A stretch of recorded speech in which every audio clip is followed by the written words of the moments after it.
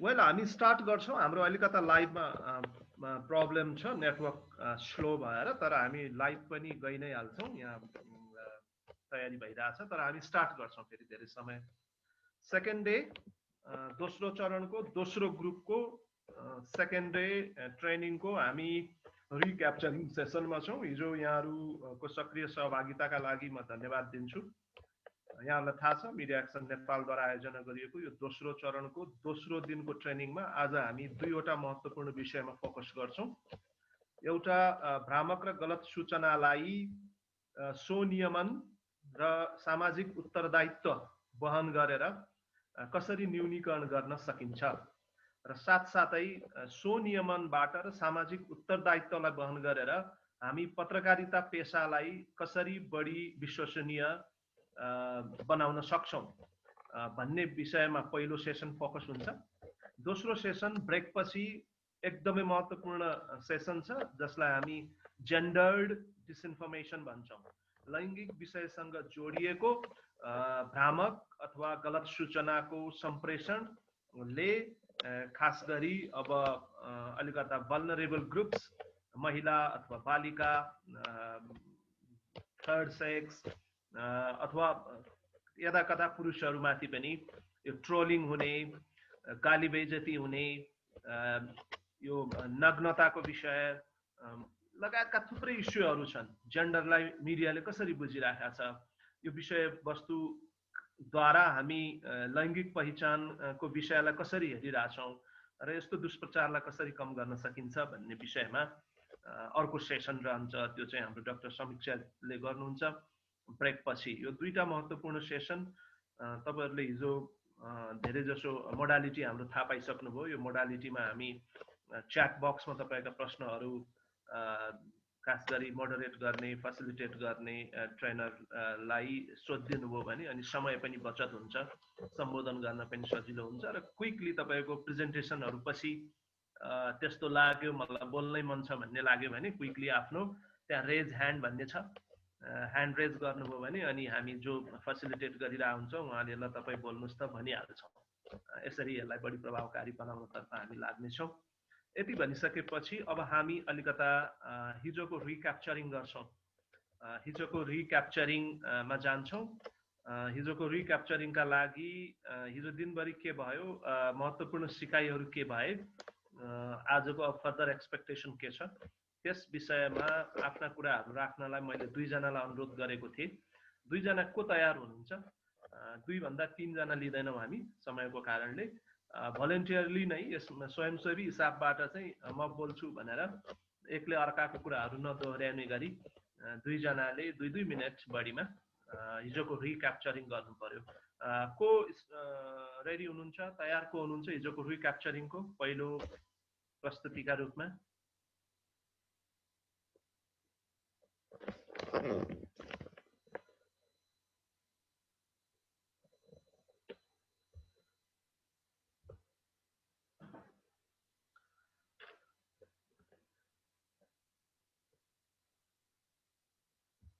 यो त सन्नाटा छायो त यो त अगाडि बढ्ने त रिक्याप्चरिङ नगरिकनै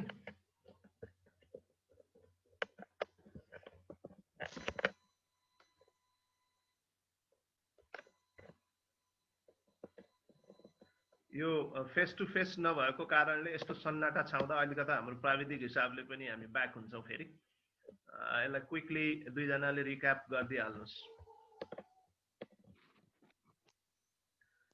नराम्रो काममा पो लाज मान्ने हो त यो त लाज मान्ने चीजै हैन नि लाज डर यसमा त के मानिरा है त ल मैले एकदम छोटो भिडियो प्रस्तुत गरेला sir great go on Deepak ji एकदम छोटो सबै कुरा समावेश नहुन सक्छ किनभने बिचमा मेरो नेट प्रब्लम भएर झन्डै आधी घण्टा म डिस्ट्र्याक्ट भएको थिएँ म्युट भयो तपाईको माइक आधा घण्टा बाहेकको अरु सबै कुरा भन्नुस् समयलाई ख्याल गर्दै प्लिज ओके ल म विशेष कुराहरुलाई चाहिँ म फोकस गर्छु ओके सर्वप्रथम सबैजनामा नमस्कार म दीपक ढुङ्गाना झापाको ग्रुपबाट रेडियोमा आबद्ध हिजो हामीले ट्रेनिङ अथवा मिटिङ सुरु गरिसके पछाडि सामान्य बोलचाल एकछिन कुराकानी भइसके पछाडि आयोजकद्वारा दिएको गृह कार्य प्रस्तुत गरियो र त्यसका बारेमा पनि केही बेर समय लगाएर हामीले छलफल गऱ्यौँ। विभिन्न मिडियामा भएका छापिएका प्रसारण भएका समाचारका विषयमा लेखका विषयमा पनि हामीले छलफल गऱ्यौँ। त्यस पछाडि त्यसमा कसरी सुधार गर्न सकिन्छ अथवा त्यो सुधारका लागि के कामहरू भए, आफूद्वारा के गरियो अथवा आफ्नो टिमद्वारा के गरियो, के गर्न सकिन्थ्यो, अझै केसम्म गरियो भन्ने कुराहरू आदान प्रदान भयो। अर्को भनेको चाहिँ केही मिडियाहरूलाई अध्ययन पनि गरियो, जस्तो कि कुन तरिकाले प्रसारण अथवा कुन तरिकाको एउटा स्ट्राटेजी लिएर अगाडि बढिरहेका छन्, त्यसलाई कस्तो हुनुपर्छ भन्ने विषयमा पनि छलफल गरियो।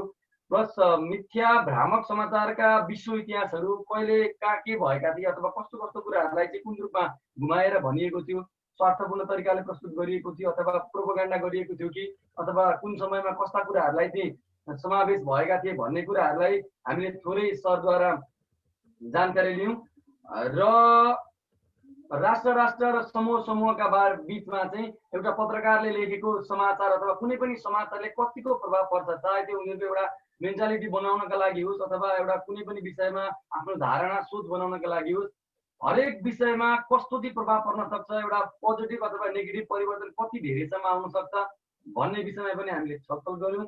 र समग्रमा अरू यस्तै विषयमा छलफल भयो। Thank you. हस्, धन्यवाद। ल सरलाजी तपाईँ बोल्नुहोस् त, अलि उहाँले छुटाएको सबै कुराहरू लिएर। अब यहाँबाट छुटेका कुराहरू चाहिँ सबैजनालाई नमस्कार। म पास्तरबाट सरला रेग्मी।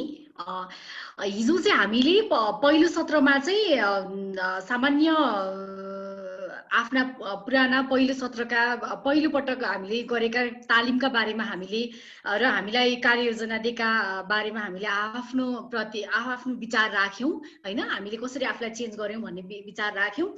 र नेपाल स्थित अमेरिकी राजदूतावासका acting public affairs officer Carl रोजर्सले पछिल्लो समय सोसियल मिडियाका कारण धेरै भ्रम सृजना जस्ता विषयमा केही कुराहरू उहाँले राख्नुभयो र नेपाली पत्रकारहरूले चाहिँ मतलब सोसियल मिडियालाई चाहिँ उहाँहरूले चाहिँ भ्रामक समाचारहरू सम्प्रेषण, सोसियल मिडिया पनि भ्रामक समाचार गर्ने एउटा मूल थलो जस्तो भएको छ भन्ने कुरा आफ्नो अभिव्यक्ति सहित उहाँले आफ्नो विचारहरू राख्नु भएको थियो।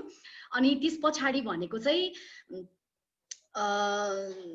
त्यसपछि सूचना विज्ञ प्रेरणा मरासैनीले पनि जस्तै यो पत्रकारलाई जिम्मेवार बन्न प्रेरित गर्ने जस्ता कुराहरू र पहिलो तालिम र यो दोस्रो तालिम, यो सेकेन्ड तालिमले पनि अलिकति प्रेरणा दिन्छ भन्ने खालको कुराहरू गर्नुभयो उहाँले।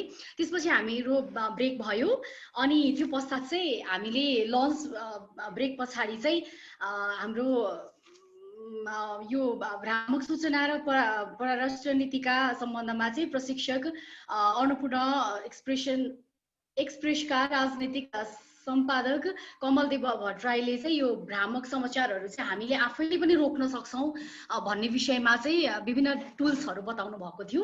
उहाँको सेसन चाहिँ मैले थोरै अगाडिको अलिकति सेसन चाहिँ मैले उहाँको छुटाएको थिएँ हैन, र म आएपछि चाहिँ उहाँले थोरै टुल्सहरू अनि यो भ्रामक समाचारलाई चाहिँ हामीले आफैले पत्रकार आफैले पनि यो समाचारलाई हामीले रोक्न सक्छौँ भन्ने विषयमा चाहिँ उहाँले आफ्नो क्लास लिनु भएको थियो।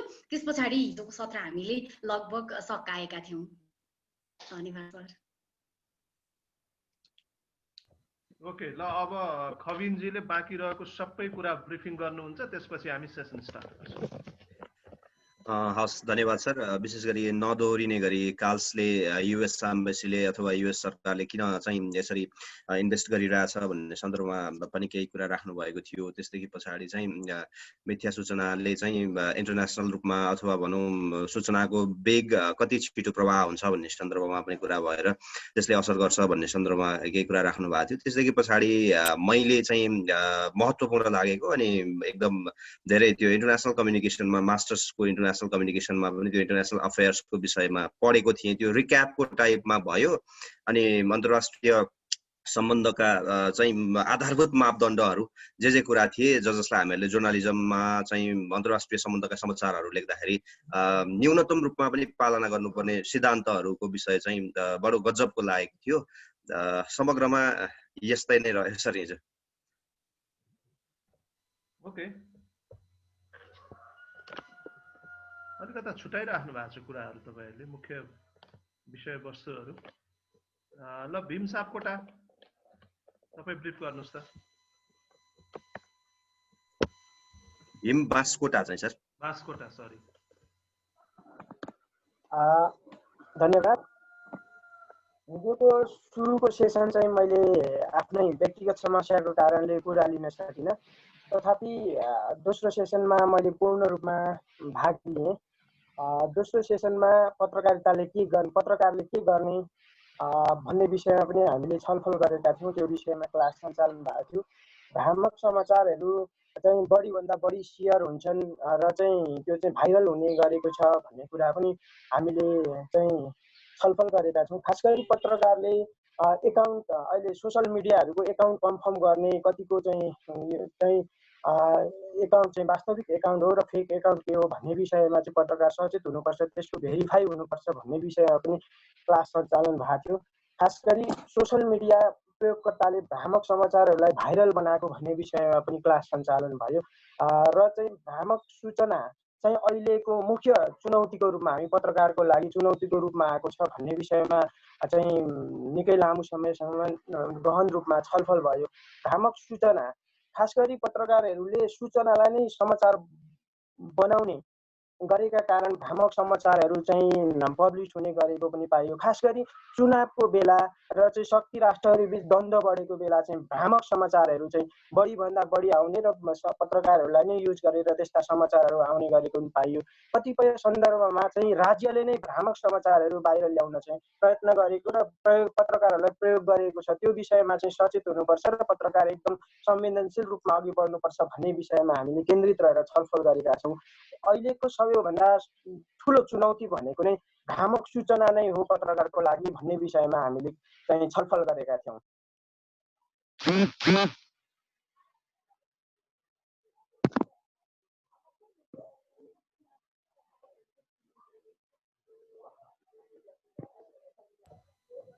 यस्तै नै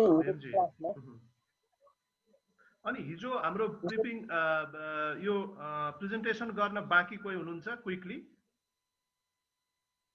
प्रेजेन्टेसन गर्न नभ्याउने हुने साथीहरू कोही हुनुहुन्छ जसको कुरा हामीले हिजो सुनेनौँ? भीमजी, सन्देशजी, गणेश सर हुनुहुन्छ होला हौ, के गर्नुभएको गणेश सरले? ल गणेशजी। गणेश सर, भीमजी हुनुहुन्छ? ल गणेशजी प्लिज बोलिहाल्नुहोस् न। हिजोको तपाईँको आफ्नो प्रस्तुति राख्नुहोस् न, सुधारका लागि के गर्नुभयो?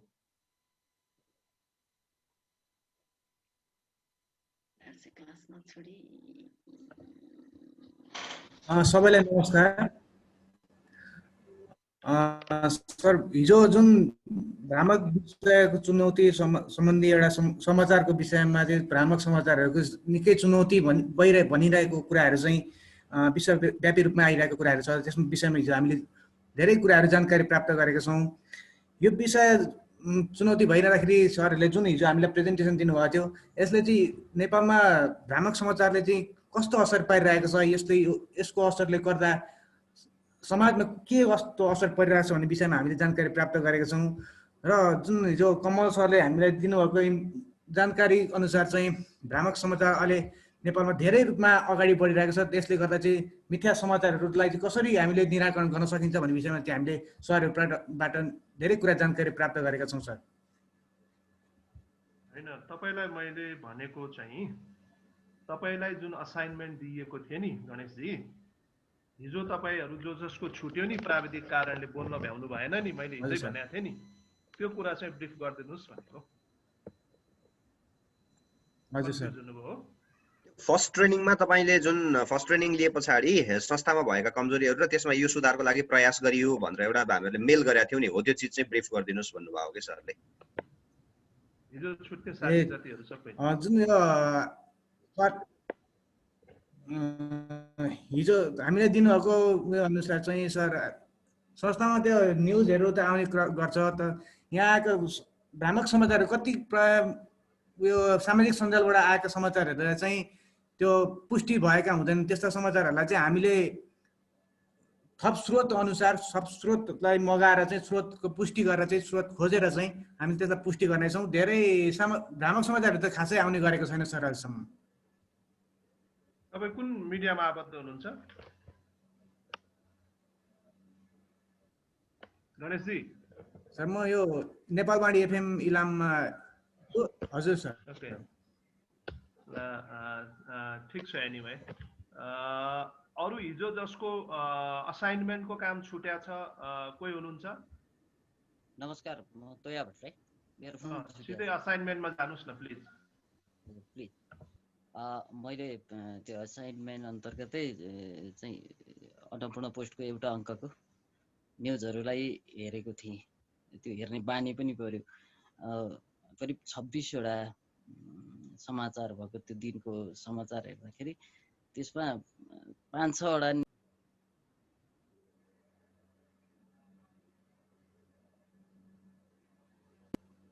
हुन्थ्यो अथवा त्यो शीर्षक नरहेको भए पनि हुन्थ्यो जस्तो समाचारहरू चाहिँ देखिएको थियो। सुन्दै हुनुहुन्छ मलाई?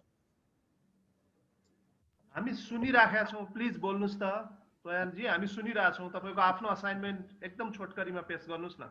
मैले पठाएको यहाँहरूले हेर्नु पनि भएको छ। त्यसमा जस्तै एउटा न्युज थियो निरीह पुजारीको हत्या भन्ने खालको। त्यो निरीह भन्ने कुरा चाहिँ त्यो शीर्षकमा जसरी आएको थियो समाचारको बडीमा त्यो चिजहरू थिएन हैन। अर्को चाहिँ मोबाइलले बचायो परिवार भन्ने खालको समाचार। त्यो मोबाइलले बचाएको त्यो अलिकति पाठकलाई चाहिँ तान्ने खालको समाचारहरू चाहिँ थिए, तर त्यो भित्र बडीमा चाहिँ त्यस्तो थिएन। भनेपछि ठुला मिडियाहरूमा पनि त्यस्तो हुँदो रहेछ। त्यो हेर्नुपर्ने रहेछ। म कहाँ चिप्लिन्छु भनेर चाहिँ अलिकति हेर्नुपर्ने रहेछ।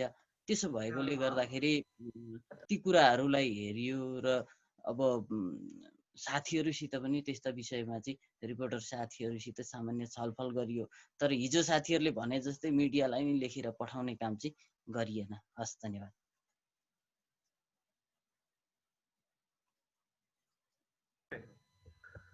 एनिवे अरूको हुनुहुन्छ छुटेको असाइनमेन्ट?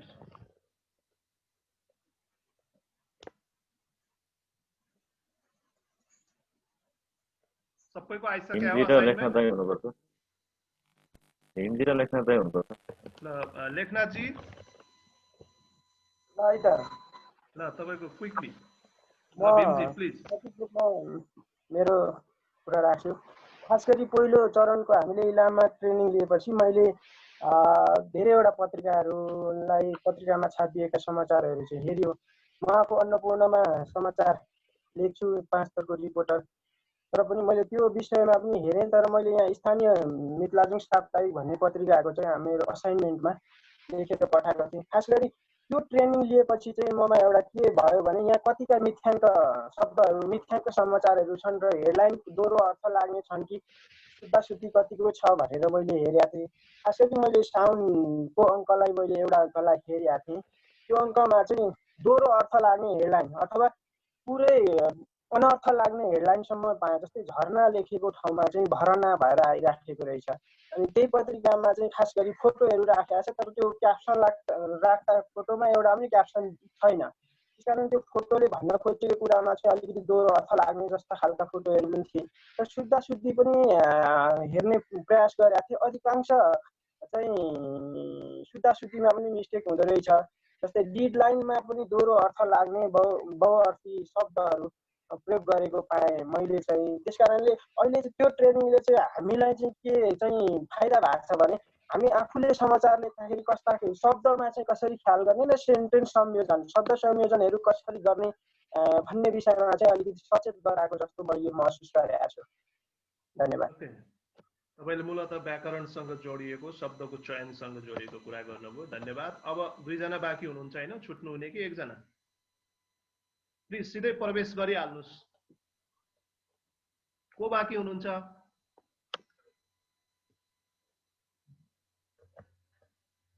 अघि दुईजनाको नाम आथ्यो नि।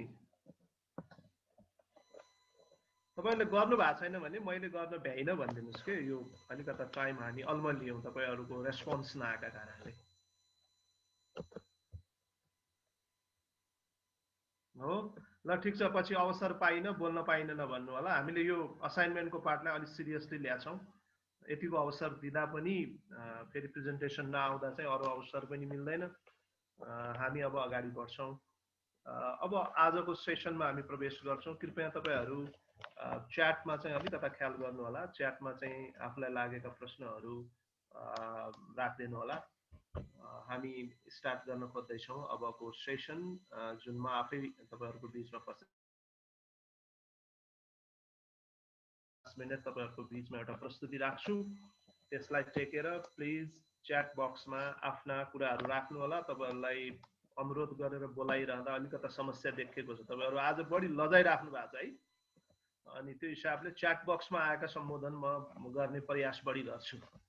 अस्तिको ग्रुप चाहिँ मौकै पाएनौ, हामीले यति थोरै समय राख्ने 1.5 घण्टा भन्ने सम्मको आएको थियो। तपाईहरुको चाहिँ अलि नसोध्ने पाटो बढी देखियो। मलाई लाग्छ एकजना कोही छुट्नु भएको छ, तर यति धेरै अनुरोध गर्दा पनि नआइसकेपछि अब उहाँलाई साइलेन्टै बस्न दिउँ भन्ने प्रस्ताव पास गरौँ होला। फाइन, अब हामी प्रस्तुति मार्फत जान्छौँ।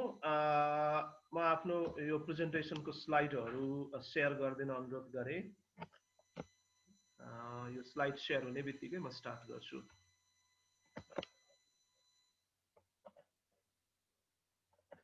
वेल, तपाईहरु आफ्नो अडियो सबै बन्द राख्नु होला, क्वेशनहरू पठाइराख्नु होला च्याट बक्समा।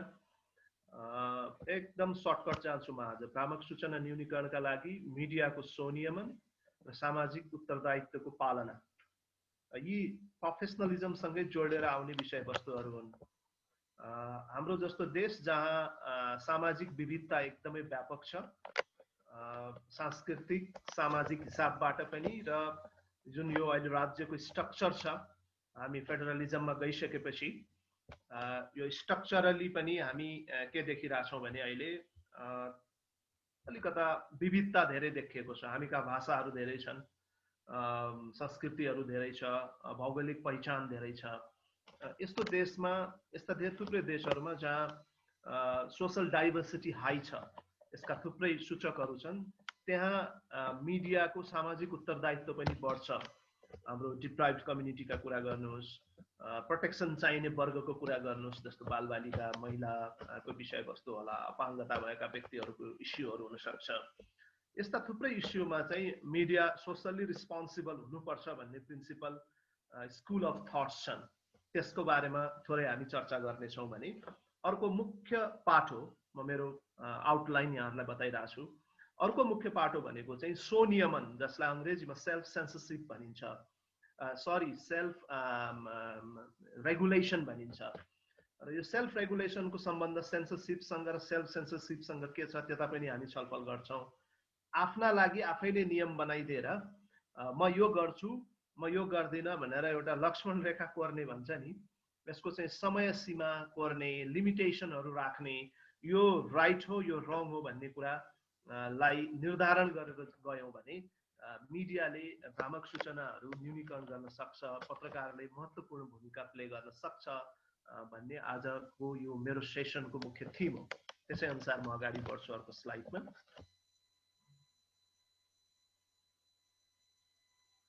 अब अलिकता बुझौँ, तपाईहरुलाई कन्फ्युजन हुन सक्छ। अस्तिको ग्रुपमा पनि केही कन्फ्युजनहरू आएको थियो, तर क्ल्यारिटी भएपछि हामी स्पष्ट भएर साथीहरू जानुभयो।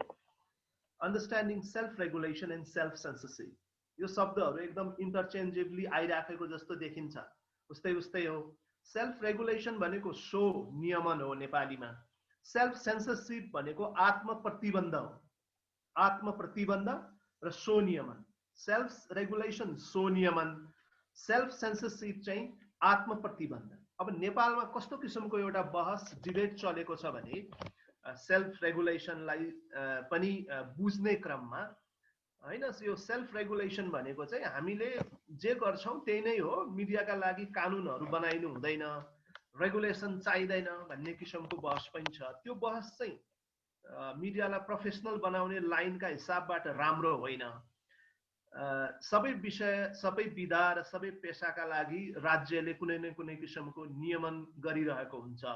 नियमन गर्नु नकारात्मक होइन, गलत पनि होइन, तर प्रतिबन्ध लगाउने विषय चाहिँ फ्री प्रेसका लागि समस्या हो। त्यसैले पत्रकारहरूले पनि भनिरहँदा हाम्रा लागि नियमन केही पनि चाहिँदैन, हामी आफै स्वनियमनमा बस्छौँ भन्ने ग्यारेन्टी लिन सक्ने स्थिति नेपालमा अहिले छैन। किनकि मिडियाको शैक्षिक स्तर, तालिमको स्तर, मिडियामा लगानीकर्ताहरूको स्थिति, मिडियालाई सेवा भावबाट लिने भन्दा पनि अब बिजनेस हुँदै गएको अवस्था अनि मिडियामा व्यापक किसिमको लगानी एक हिसाबले आइरहेछ भने अर्कोतिर चाहिँ अब अहिले हामी पेन्डेमिक सिचुएसनमा जाँदै गर्दा सानो स्मल स्केल मिडिया अपरेट हुने स्थिति पनि रहेको बेलामा दुईटै कुराहरू चाहिन्छ रेगुलेसन पनि आवश्यक छ तर यो रेगुलेसन भनेको चिज चाहिँ धेरै अडियन्सले पाठकले चाहिँ कुनै किसिमको एउटा यो कम्प्लेन नगरिकन केस नगरिकन रेगुलेट गर्न गाह्रो हुन्छ हामी कहाँ अभ्यासहरू त भएको छ जस्तो प्रेस काउन्सिल नेपालले जर्नलिस्ट कोड अफ कन्डक्टको कति चाहिँ इम्प्लिमेन्ट गरिरहेछ भन्ने कुरा मोनिटरिङ गरिरहेको हुन्छ त्यसैले त्यो पाटोलाई टेक्दै हामीले पहिलो चरणको ट्रेनिङमा पनि अलिकता journalist code of conduct social responsibility थियोरीको थोरै टच गरेका थियौँ छलफल गरेका थियौँ त्यसबाट एक स्टेप अगाडि बढेर यो स्वनियमन के हो र स्वनियमन गरिदा गलत र भ्रामक सूचना कसरी रोक्न सकिन्छ त्यो पाठ मेरो यो लगभग फर्स्ट सेक्सनमा चाहिँ हामी त्यसरी प्रवेश गर्नेछौँ भने अब दोस्रो पाठमा चाहिँ हामी सामाजिक उत्तरदायित्वको कुरा गर्नेछौँ सोशल रिस्पोन्सिबिलिटीमा चाहिँ नि के कुराहरू मोटिभेट हुन सक्छन् भन्ने विषयलाई ध्यान दिनेछौँ अब स्वनियमनमै जाउँ स्वनियमन मिडियाद्वारा गरिएको स्वैच्छिक सम्पादकीय प्रयास हो तपाईँ हामीले गर्ने पत्रकारले गर्ने समाचार कक्षमा समाचार कक्ष बाहिर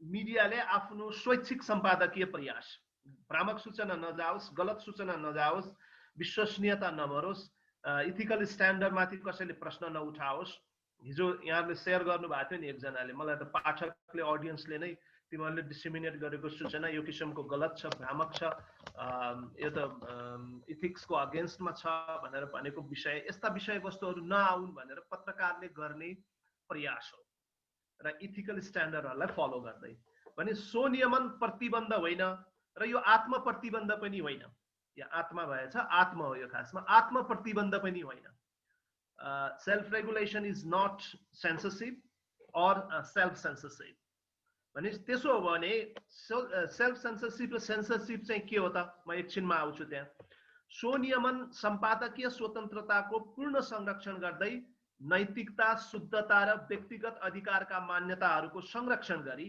के रिपोर्ट गर्ने के लेख्ने र के राय व्यक्त गर्ने बारेको अभ्यास हो भेरी इन्ट्रेस्टिङ कुरा छ हामीले हुन त थुप्रै कुराहरू पहिलो चरणको ट्रेनिङमा हेर्यौँ आइएफजे को युनेस्को को त्यसपछि आस्नेको अनि हचिन्स कमिसनका कुराहरू धेरै हेर्यौँ तर यसलाई समअप गर्नुपर्दा स्वनियमन के रहेछ भने त्यस्तो सम्पादकीय स्वतन्त्रता हो त्यस्तो हामीले न्युज डिसिमिनेट गर्दा जर्नलिजम गरिरहँदा पालना गरिनुपर्ने विषय जस्तो नैतिकता भन्ने बित्तिकै इथिकल स्ट्यान्डर्ड सम्झिनु पर्यो जर्नलिस्ट कोड अफ कन्डक्ट सम्झिनु पर्यो शुद्धता एक्युरेसीको कुराहरू तथ्य तथ्याङ्कदेखि लिएर प्रस्तुतिहरूमा र व्यक्तिगत अधिकार नागरिकका अधिकारहरू छन् त्यो देशको संविधानले ग्यारेन्टी गरेको छ यी मान्यताहरूको संरक्षण गर्दै मैले के लेख्नुपर्छ मैले के रिपोर्ट गर्नुपर्छ र मैले के राय व्यक्त गर्नुपर्छ किनकि जर्नलिजममा एउटा रिपोर्टिङ हुन्छ अर्को लेख्ने ओपिनियनका कुराहरू पनि आइरहेको हुन्छ त्यसै गरी राय के दिने भन्ने हिसाबले पनि आउँछ एनालाइसिस पनि आइरहेको हुन्छ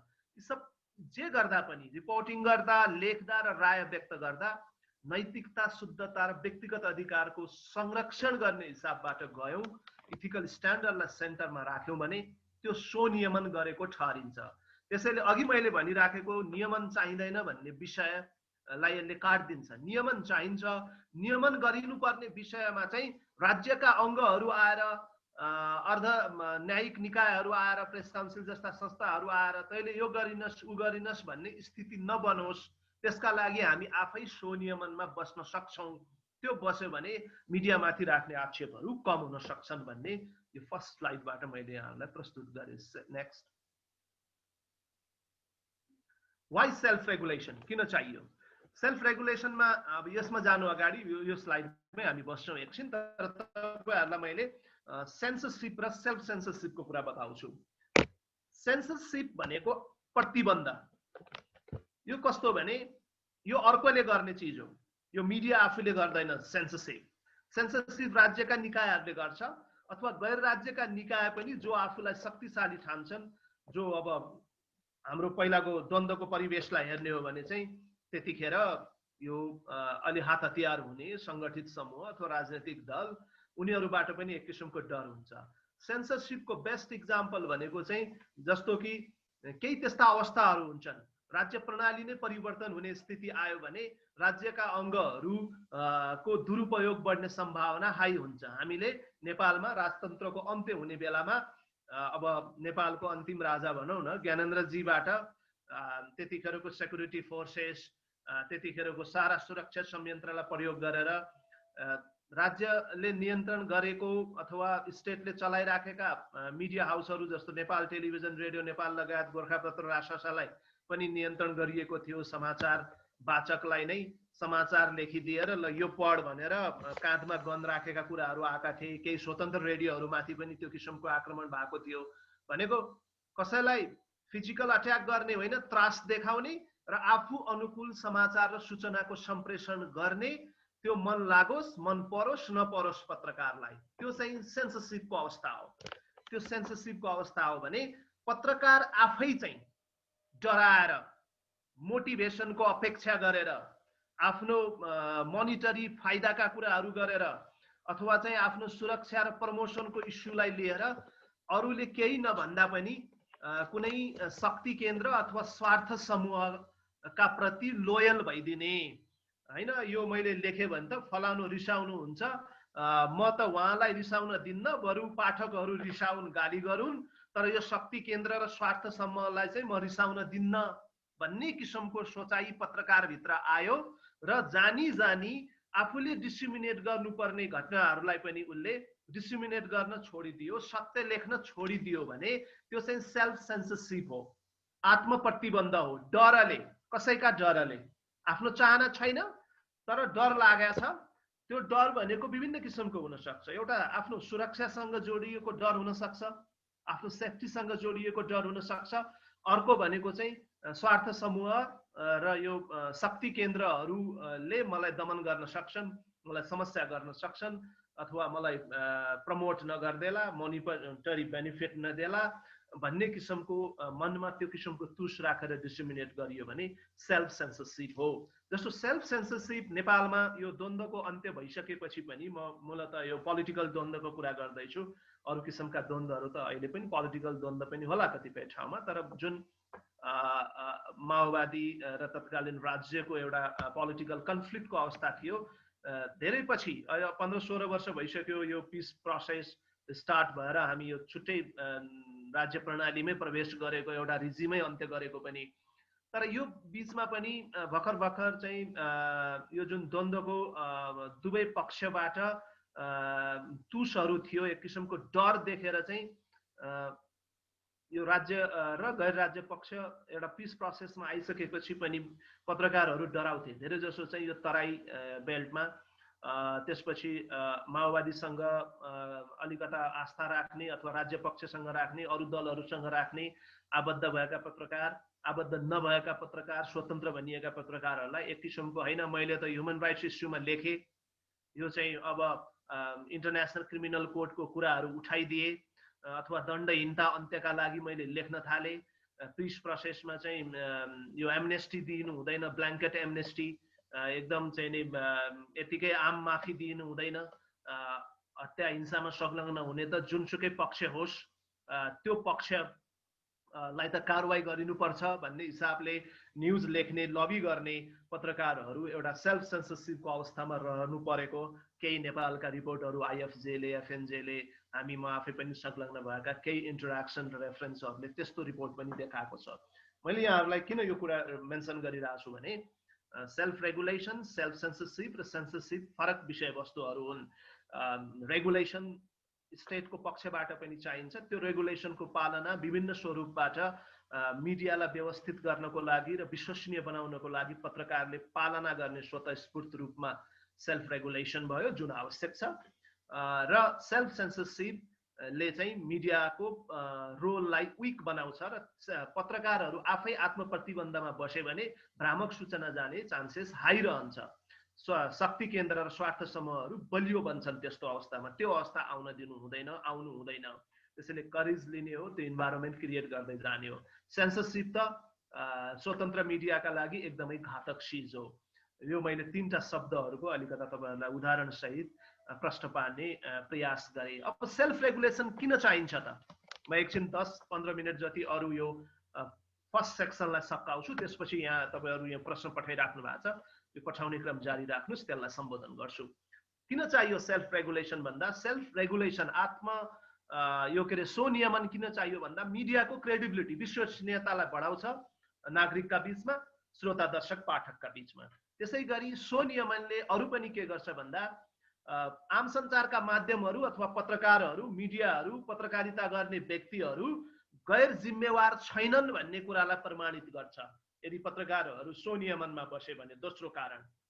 तेस्रो भनेको चाहिँ यसले पत्रकारहरूको अधिकारलाई नै संरक्षण गर्छ स्वतन्त्र बनाउनको लागि, र कुनै किसिमको त्यस्तो पेशागत गल्तीहरू, एररहरू अथवा ब्लन्डरै भएछ भने पनि त्यो चाहिँ आफ्नो साथीहरूको बीचमा लगाएर त्यसलाई सुधार गर्ने अवस्था पनि सिर्जना गर्दछ।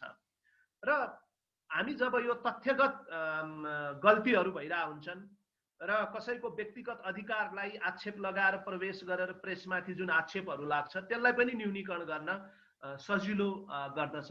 र यो सेल्फ रेगुलेटरी बडिज बने मिडिया हाउसभित्र, सम्पादकले त्यो किसिमको नीति ल्याएर हामी स्वनियमनमा बसौँ भन्ने आयो भने हामीलाई राज्यका अरू अङ्गहरू जस्तो न्यायपालिका, अर्धन्यायिक निकाय जस्ता, प्रेस काउन्सिल जस्ता सङ्घ संस्थाहरू, अनि अदालत, यिनीहरूबाट धेरै चाहिँ नै हामीमाथि विवाद उठ्दैन, मुद्दाहरू चल्दैनन्, स्वतन्त्र मिडिया को अभ्यास र यसका चाहिँ सिद्धान्तहरूमाथि चाहिँ प्रश्न चिन्ह उठ्दैन। यी मुख्य कारणहरू छन्। म अगाडि बढ्छु। Next slide.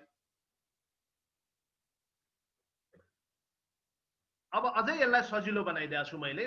5वटा मुख्य कारणहरू छन् मिडियाको स्वनियमन हो। यो स्वत भएछ, स्वत पनि भन्छन्। 5वटा कारण मध्येको पहिलो कारण चाहिँ सम्पादकीय स्वतन्त्रताको संरक्षण, एडिटोरियल इन्डिपेन्डेन्सको संरक्षण हो। दोस्रो भनेको राज्यको हस्तक्षेप कम गर्ने। राज्यको हस्तक्षेप पनि यस्तो अवस्था रह्यो भने कम हुन्छ। त्यसै गरी एकैछिन है,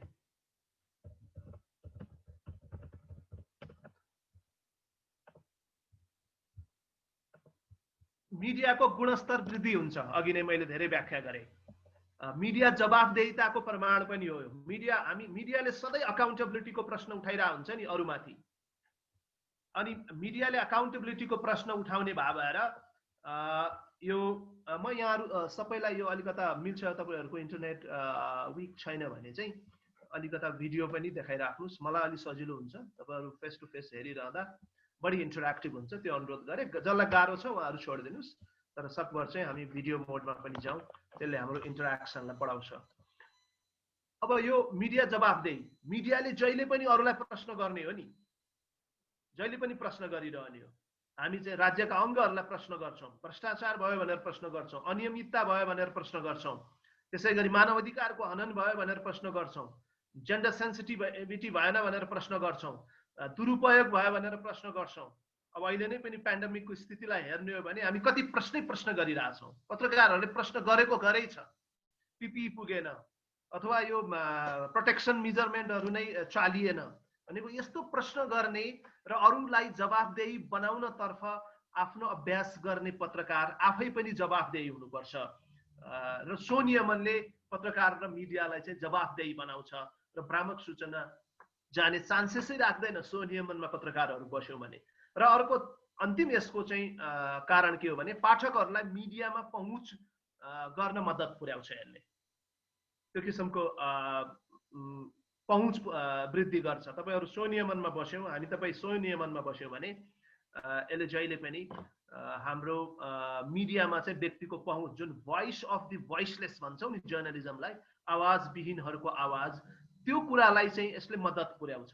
स्वनियमनमा बसिरहेको छैनौँ, कुनै स्वार्थ समूह र शक्ति केन्द्रको पछि लागिरहेछौँ भने त यो भोइस नभएका व्यक्तिहरूलाई स्पेसै दिँदैन पत्रकारले। ऊ त अनेक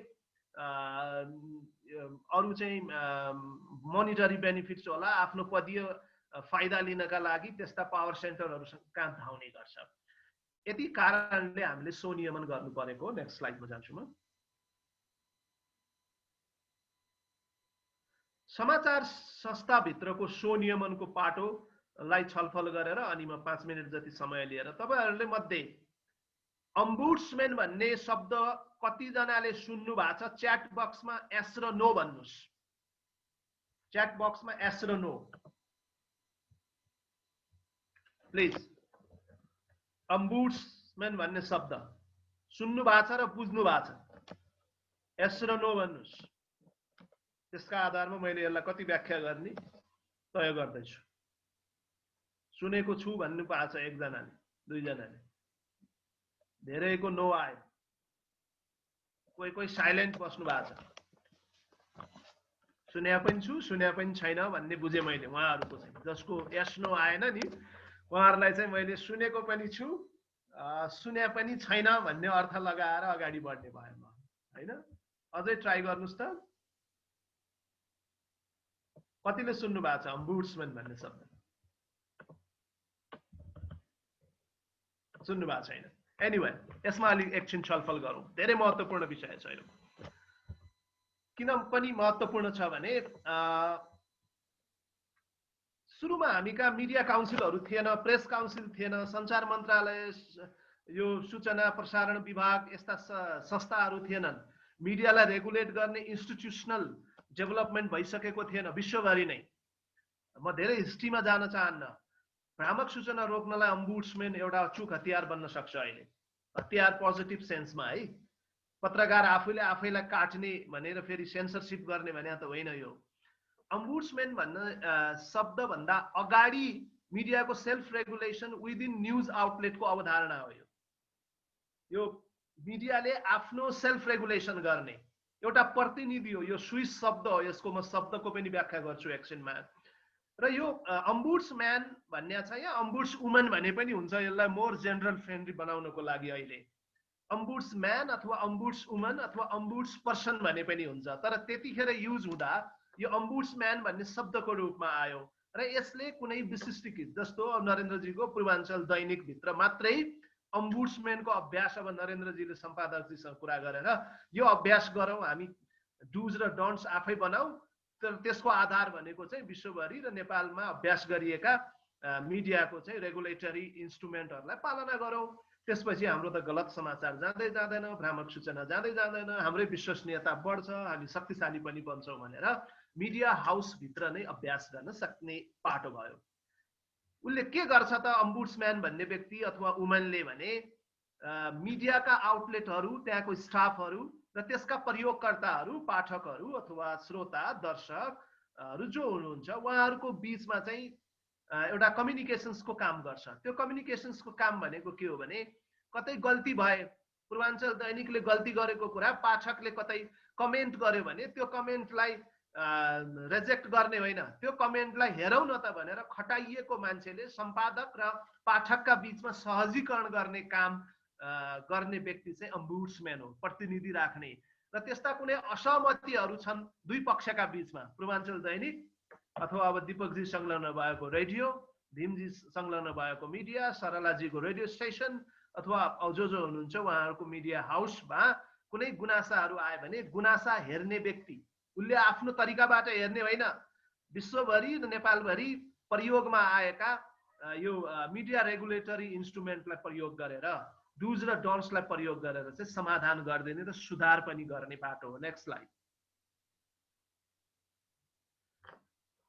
अब अम्बुड्सम्यान भन्दा पहिला चाहिँ के थियो भने यो तपाईहरुले थाहा पाउनै पर्छ भ्रामक सूचना न्यूनीकरणका लागि यो अभ्यास एकदमै महत्त्वपूर्ण हुन्छ भन्ने मलाई लागेको छ म 10 जना नन भिडियो पार्टिसिपेन्ट्स हुनुहुन्छ उहाँहरुलाई पनि मिल्छ भने भिडियो मोडमा आइदिन अनुरोध गर्छु फेरि पनि यो ट्रेनिङै हो नत्र हामी टेलिफोनबाट पनि गर्न सक्थ्यौ नि अडियो मात्रै सुन्ने हो भने त भिडियो सकभर देखाउनुस् प्राविधिक समस्या बाहेक अब ओरिजिनली पहिला चाहिँ गुनासो विभाग गुनासो हेर्ने विभागहरू हुन्थ्यो अम्बुड्सम्यान आउनु भन्दा अगाडि यो कहिले भने न्युयोर्क वर्ल्ड भन्ने म्यागजिन ले चाहिँ 1913 मा एउटा आफ्नो स्टाफ मेम्बरलाई आफ्नो त्यहाँको स्टाफलाई त्यस्ता कुनै चाहिँ हाम्रा पाठकहरूबाट गुनासाहरू आए भने त्यो चाहिँ नोट गर्नु र त्यो नोट गरेर त्यसको रेकर्ड राखेर सम्पादकलाई दिनु अथवा चाहिँ सम्पादकीय स्टाफलाई दिनु,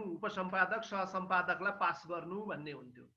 त्यसपछि यही मोडेललाई 1920 को दशकमा दि डिट्रोइट न्यूज भन्ने अमेरिकाकै मिचिगनमा भएको त्यो न्यूजले प्रयोग गर्यो र यसलाई अझ व्यवस्थित तरिकाबाट हाम्रो एसियामा चाहिँ टोकियो जापानबाट प्रकाशन हुने आसाही शिम्बुन भनेको एकदम प्रसिद्ध अखबार, त्यो हेर्न सक्नुहुन्छ तपाईहरु गुगल गरेर। त्यसले चाहिँ व्यवस्थित तरिकाबाट कसरी प्रयोग गर्यो भने यो सबै इमेल आउँछ, तपाईहरु चिन्ता नगर्नुस्, तपाईहरु सबैलाई इमेल आउँछ, यहाँ मेसेजहरु आइराछ। यो ट्रेनिङ सकिएको भोलि हाम्रो ट्रेनिङ सकिने बेलामा तपाईका 6 वटा प्रेजेन्टेसनहरु इमेल आउँछ, त्यसका लागि चिन्ता गर्नु पर्दैन। यो आसाही शिम्बुनले चाहिँ एउटा समिति नै खडा गर्यो।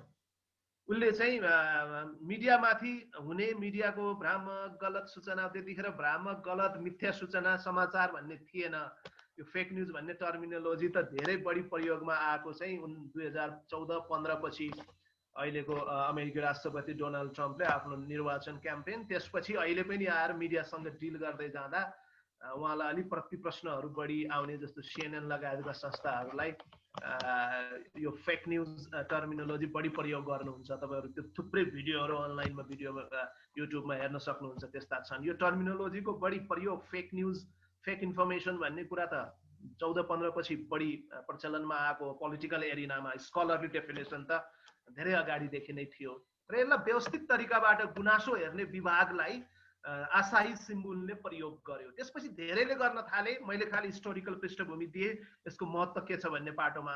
अम्बुड्सम्यान भन्ने शब्द त्यसपछि आएको हो र यो स्विडिश शब्द हो, स्विडिश वर्ड हो, जसको अंग्रेजी अर्थ चाहिँ रिप्रेजेन्टेटिभ भन्ने हुन्छ। रिप्रेजेन्टेटिभ भनेको प्रतिनिधि, अघि नै मैले थुप्रै व्याख्या गरिसके। यसलाई कसरी चाहिँ एडप्ट गरियो भन्दा थुप्रै भाषाहरूमा चाहिँ कतै कतै यसलाई मिडिएटर पनि भनियो, जुनसुकै लैङ्गिक पहिचान भएको महिला पुरुष जो पनि राख्न सक्थ्यो। र यसको मुख्य काम भनेको नागरिक र पाठकले भनौँ न, अखबार बढी थियो त्यसपछि। पछि जर्मनीमा अनि त्यसपछि लिएर फ्रान्समा, इटालीमा रेडियो र टेलिभिजनहरूले पनि अम्बुड्सम्यान राखे, तर सुरुमा अखबारमा आएको हो। र उसले चाहिँ नागरिकका गुनासाहरूलाई सम्बोधन गरिदिने, नागरिक गुनासा सम्बोधन गर्नु भनेको मिडिया त एक हिसाबबाट चाहिँ मिडियामाथि राखेका आक्षेपहरूलाई न्यूनीकरण गर्नु हो। अर्को स्लाइडमा जान्छु। र सबभन्दा पहिला चाहिँ अम्बुड्सम्यान भन्ने प्रयोग कसले गर्यो भन्दा कुरियर जर्नलले गर्यो। लुइसभिल्ले भन्ने केन्टकी भन्ने ठाउँमा अमेरिकामा 1967 मा अम्बुड्सम्यानको प्रयोग भयो। यसभन्दा अगाडि चाहिँ गुनासो सुन्ने विभागहरू मात्रै थिए, त्यसको इतिहास हामीले पढ्यौँ। र यसले के गर्यो भने एउटा former head of local information, त्यहाँको प्रमुखलाई, सूचना हेर्ने प्रमुखलाई चाहिँ पाठक र पत्रकार बीचको सम्बन्धलाई सुमधुर बनाउनु पर्छ, गलत सूचना दिनु हुँदैन भन्ने हिसाबले हेर्न थालियो। सबभन्दा पहिला चाहिँ कुरियर जर्नलले गरेको हो यो। अर्को यसको स्टेप के भने 1970 मा वाशिंगटन पोस्ट, तपाईलाई थाहा छ वाशिंगटन पोस्ट विभिन्न कारणबाट ग्लोबल्ली चाहिँ रिनाउन्ड न्यूज पेपर हो अमेरिकामा। वाशिंगटन पोस्टको वाटरगेट स्क्यान्डल पनि एक्सपोज गर्ने पत्रकारहरू वाशिंगटन पोस्टमै थिए, तपाईहरुलाई थाहा होला। हामीले अरु सन्दर्भमा तपाईहरुको बिचमा मैले छलफल पनि गरेको छु पहिलो ट्रेनिङमा, त्यता म अहिले गइन। उनले के गर्यो भने आफ्नो डेप्युटी म्यानेजिङ एडिटर बढी व्यवस्थित तरिकाबाट अम्बुड्सम्यानको अभ्यास चाहिँ वाशिंगटन पोस्टले गरेको हो, जसले आफ्नो चाहिँ एउटा सहायक सम्पादकलाई, म्यानेजमेन्ट हेर्ने सहायक सम्पादकलाई चाहिँ उनले गुनासाहरू सुनिदिने, त्यसपछि इन्टरनल मेमोहरू लेख्ने, बाहिर नजाने इन्टरनल मेमो लेख्ने, सम्पादकले अर्कोलाई आफ्नो हायरार्की अनुसार लेखिदिने र त्यसका आधारमा चाहिँ एउटा स्तम्भै छापिदिने जहाँ चाहिँ स्वतन्त्र हिसाबबाट ओपिनियनहरू पनि राख्ने, पब्लिकको ओपिनियन राख्ने स्पेस, कहिलेकाहीँ अब लेटर टु एडिटरको अभ्यास पनि त्यसरी अगाडि बढ्यो र क्रमशः यो प्रणाली सुधार हुँदै गयो। बढीभन्दा बढी चाहिँ नि कमेन्टहरू राख्न थालिए, क्रिटिसिजमहरू राख्न थालियो, अवलोकनहरू हेर्न थालियो र त्यसका आधारमा चाहिँ करेक्सन पनि हुन थाल्यो, त्यसलाई सुधार पनि गरियो। सुधार भइसकेपछि चाहिँ अनि पाठकलाई त्यसको जानकारी पनि दिन थालियो। हामीले तपाईहरुले गरेका गुनासाहरू चाहिँ हाम्रो इथिकल स्ट्यान्डर्ड अनुसार नभएको सन्दर्भमा चाहिँ यो सुधार गरेर गएका छौं भन्यो। र त्यसपछि यसका उदाहरणहरू थुप्रै संसारको थुप्रै ठाउँमा जान थाल्यो। तर अहिले चाहिँ गाह्रो छ। अमेरिकामा पनि एकदमै खालि 2% अखबारहरूले मात्रै अहिले अमेरिकामा रिसेन्ट अध्ययनले यो अम्बुड्सम्यानको अभ्यास गरेका छन् भने त्यो अरू धेरै देशमा पनि यसको अभ्यास कम हुँदै गएको छ, किनकि अब इन्स्टिट्युसनल डेभलपमेन्ट हुँदै गयो, प्रेस काउन्सिल मिडिया काउन्सिलहरू आउन थाले। नेपालको परिवेशमा हेर्ने हो भने पनि अम्बुड्सम्यान ठ्याक्कै मिडिया हाउसले राखेको देखिँदैन। पञ्चायत कालमा चाहिँ अब यो अम्बुड्सम्यान नैतिक यो मोरल ग्राउन्डमा मोनिटरिङ गर्ने भन्दा पनि नियन्त्रणमुखी हिसाबबाट चाहिँ तालुकवालाहरू राखिन्थ्यो अखबारहरूमा। तालुकवालालाई पनि हेर्ने चाहिँ आर्मीका लेफ्टिनेन्ट कर्नेलहरूलाई जिम्मा दिइन्थ्यो, तपाईँहरूलाई थाहा छ। त्यसलाई चाहिँ म यो अम्बुड्सम्यान मान्न सकिँदैन। त्यसको सिद्धान्त त त्यो चाहिँ मिडियालाई नियन्त्रण गर्ने हिसाबबाट आएका अभ्यासहरू थिए।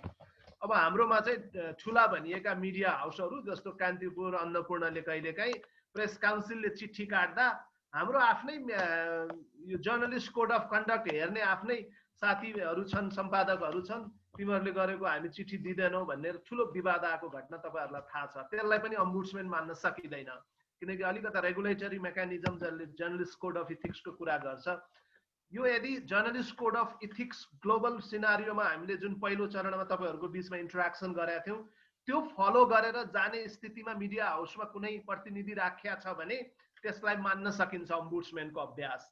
यसलाई प्रमोट गरिनुपर्छ अहिले, किनभने सामाजिक सञ्जालमा बहसहरू हेऱ्यौँ भने पत्रकारहरू विभाजित भएर के गर्छन् भने मिडियालाई कानुनै चाहिँदैन, मिडियालाई किन कानुन चाहियो, हामी त स्वनियमनमा बस्ने हो भन्छन्। स्वनियमनमा बसेको एउटा उदाहरण दिन सक्दैनन्। स्वनियमनमा बस्ने स्थिति भनेको चाहिँ मिडियाको विकासबाट आउने हो। त्यस्तो स्थिति भएन भने चाहिँ गाह्रो हुन्छ। म अर्को स्लाइडमा जान अनुरोध गर्छु। स्लाइड सेयरमा केही प्रब्लम जस्तो देखिया छ। ठिक छ, नेक्स्ट स्लाइड। अम्बुड्सम्यानको भूमिका के हो त? यो स्लाइड सकेर म प्रश्नहरू सम्बोधन गर्छु। सकेसम्म सटिक, पूर्ण र स्पष्ट रूपमा जानकारी प्रदान गर्ने, कहाँनिर हाम्रो कोड अफ कन्डक्ट। अब अहिलेको परिवेशमा चाहिँ हामीले पहिलो चरणमा जुन 8वटा भ्रामक सूचना न्यूनीकरणका सूचकहरू अध्ययन गर्यौं, त्यसलाई लिएर पनि अम्बुड्सम्यानको व्यवस्था हामी गर्न सक्छौँ। कम्तीमा तपाईँहरू स्टार्ट गर्न सक्नुहुन्छ।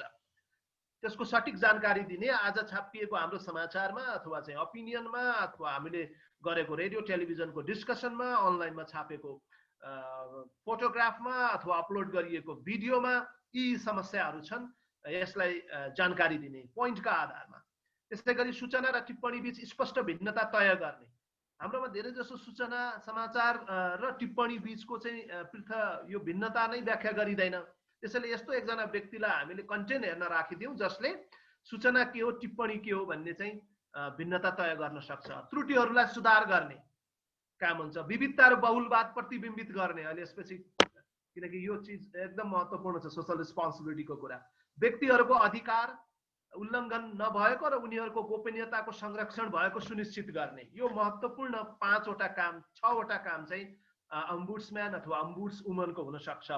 अब स्थिति त एकदम भयानक छ अमेरिकामै, जहाँबाट स्टार्ट भयो 2% अखबारहरूले मात्रै अम्बुड्सम्यानको अभ्यास गरिरहेछन्। अब त्यहाँ गरेका छैन त्यही भएर गर्नु हुँदैन भन्न मिल्दैन। अहिले मिडियामाथि थुप्रै आक्षेपहरू लागिराखेका बेलामा हामी यसलाई बढी विश्वसनीय बनाउनको लागि अम्बुड्सम्यानको अभ्यास गर्न सक्छौँ। मेरो चाहिँ प्रस्ताव तपाईँहरूलाई के छ भने, तपाईँहरू जुन भूमिकामा हुनुहुन्छ अहिले, अब 30 जना यो प्रदेश 1को 3टा जिल्लालाई समेटेर हामीले 2टा ग्रुपमा जसलाई सहभागी गरायौँ, हुनुभयो, यो अवसर पाउनुभयो, तपाईँहरू आफै अम्बुड्सम्यानको अभ्यास गर्नतर्फ लाग्नुभयो भने अलिकता न्यूनीकरण हुने चान्सेस, आफ्नो मिडिया, तपाईँहरूकै मिडिया आउटलेट बलियो भएर जान्छ, छुट्याइहाल्छ। यो दैनिक, यो रेडियो, यो टेलिभिजन, यो अखबार, यो अनलाइन भनेको त अरूभन्दा विश्वसनीय छ, यसलाई विश्वास गर्न सकिन्छ भन्ने स्थितिमा हामी पुग्न सक्छौँ। Next slide. अब यो सोशल रेस्पोन्सिबिलिटी अफ मिडियामा जानु अगाडि म यहाँहरूका प्रश्नहरू सम्बोधन गर्छु। क्विकली जान्छु। कतिपय प्रश्न त बोल्दै गर्दा पनि सम्बोधन भयो होला, नभएका कुराहरूमा म 1 बाई 1 जान्छु। यहाँ थुप्रै प्रश्नहरू आएको छ, बडा खुसी लाग्यो मलाई। पछिल्लो समयमा डरले भन्दा पनि प्रलोभनका कारण समाचार नलेख्ने क्रम बढेको छ। विभिन्न प्रलोभनका कारण समाचार रोक्छ या लेख्दैन भने त्यसलाई सेल्फ सेन्सरशिप भन्ने कि नभन्ने? त्यसलाई सेल्फ सेन्सरशिपै भन्ने हो। डर र प्रलोभन मूलतः डर हो, तर प्रलोभन पनि जोडिन्छ है यसमा, त्यसैले त्यसलाई सेल्फ सेन्सरशिपै भन्नुपर्छ। अझ त्यो सेल्फ सेन्सरशिपमा लिमिट हुँदैन, त्यो अझ एक स्टेप अगाडि जान्छ। एक स्टेप अगाडि जाने भनेको चाहिँ कसैले प्रलोभनमा काम गरिराखेको छ र समाचार लेख्दैन भने त्यो चाहिँ अनइथिकल अभ्यास पनि हो। सेल्फ सेन्सरसिप त हुँदै हो, अनइथिकल अनैतिक कार्य पनि हो। त्यसैले अब त्यसलाई त्यसरी लिउँ हामी। भिडियो खोल्नु सर मिसहरू उहाँले सुझाव दिनुभयो, राम्रो सुझाव दिनुभयो। गिरिराजजीलाई धन्यवाद दिएँ मैले। सर यो प्रेजेन्टेसन इमेल गरिदिनुहोस् है, यो इमेल सबैलाई आउँछ, यो मात्रै आउँदैन सबै आउँछ। भोलिसम्म वेट गर्नु होला, 6वटा प्रेजेन्टेसन आउँछ, 5वटा आउँछ। तपाईँहरूको आफ्नै एउटा प्रेजेन्टेसन छ, 5वटा स्लाइडहरू आउँछ, धेरै जसो नेपालीमै छ, एउटा चाहिँ पुरै अङ्ग्रेजीमा हुन्छ। भोलिको जुन प्रेजेन्टेसन छ घानाको, अरू हामी दिन्छौँ नै, यसलाई कुनै समस्या भएन। नेपालमा अम्बुड्सम्यान छ छैन वा कुन रूपमा छ भन्ने कुरा मैले अघि यो प्रश्न नआउँदै व्याख्या गरे भएर त्यता म धेरै गइनँ अहिले, समय पनि जोगाउँ भन्ने हिसाबले। अम्बुड्सम्यानले सबैको रेडियो पत्रिकाको एउटालाई गर्छ भने हो। यो अहिले अघि मैले भने नि सुरुमा अमेरिका बेलायततिर चाहिँ अम्बुड्सम्यान अखबारहरूमा बढी अभ्यास भयो, तर अम्बुड्सम्यानको रेडियोमा सबभन्दा पहिला चाहिँ व्यवस्था गरेको चाहिँ जर्मनीको रेडियोहरूले हो। अनि टेलिभिजनमा चाहिँ इटालीतिर फ्रान्सतिर बिस्तारै आएको हो। जहाँ पनि राख्न सकिन्छ, त्यो कन्टेन्ट हेर्ने न हो। अब अनलाइनको मसँग त्यस्तो ठ्याक्कै रेकर्ड छैन कसले अम्बुड्सम्यान राख्यो भन्ने।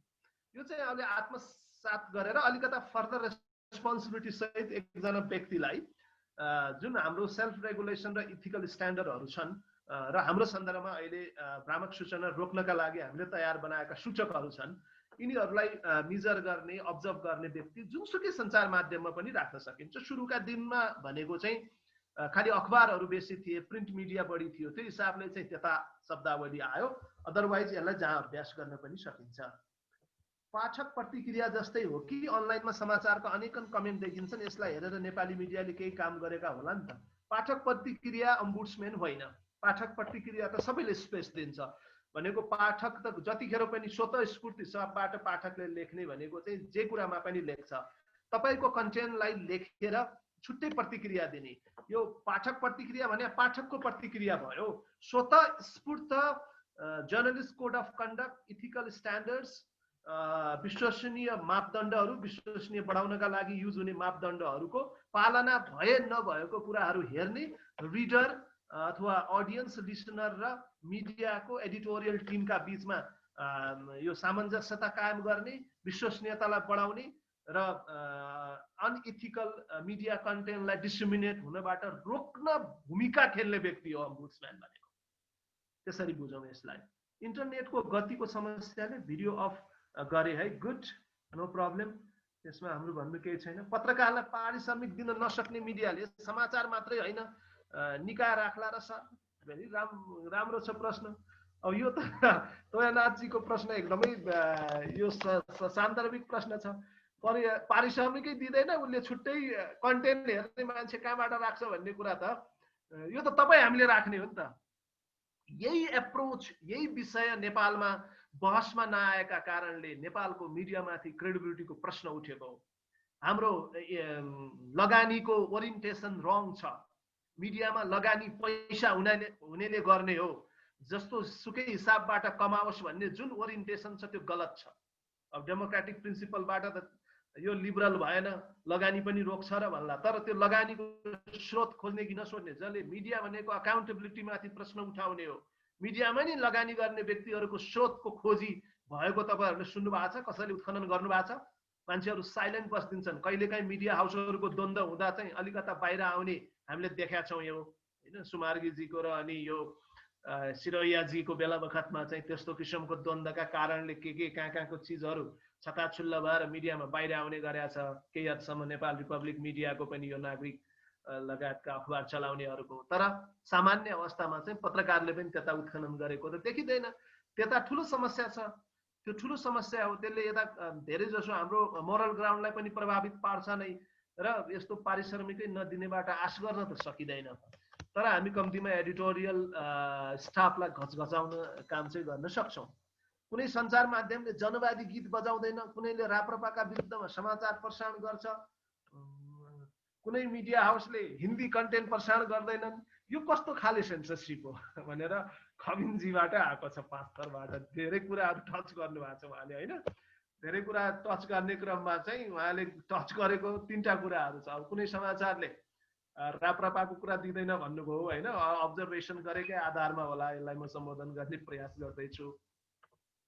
अनि कसैले जनवादी गीत बजाउँदैन, राप्रका विरुद्ध समाचार प्रसारण गर्छ, कुनै हाउसले हिन्दी कन्टेन्ट प्रसारण गर्दैनन्, यो कस्तो खाले सेन्सरसिप हो भन्दा यो चाहिँ शक्ति केन्द्रको सेवा गर्ने सेन्सरसिप हो, खतरनाक सेन्सरसिप हो।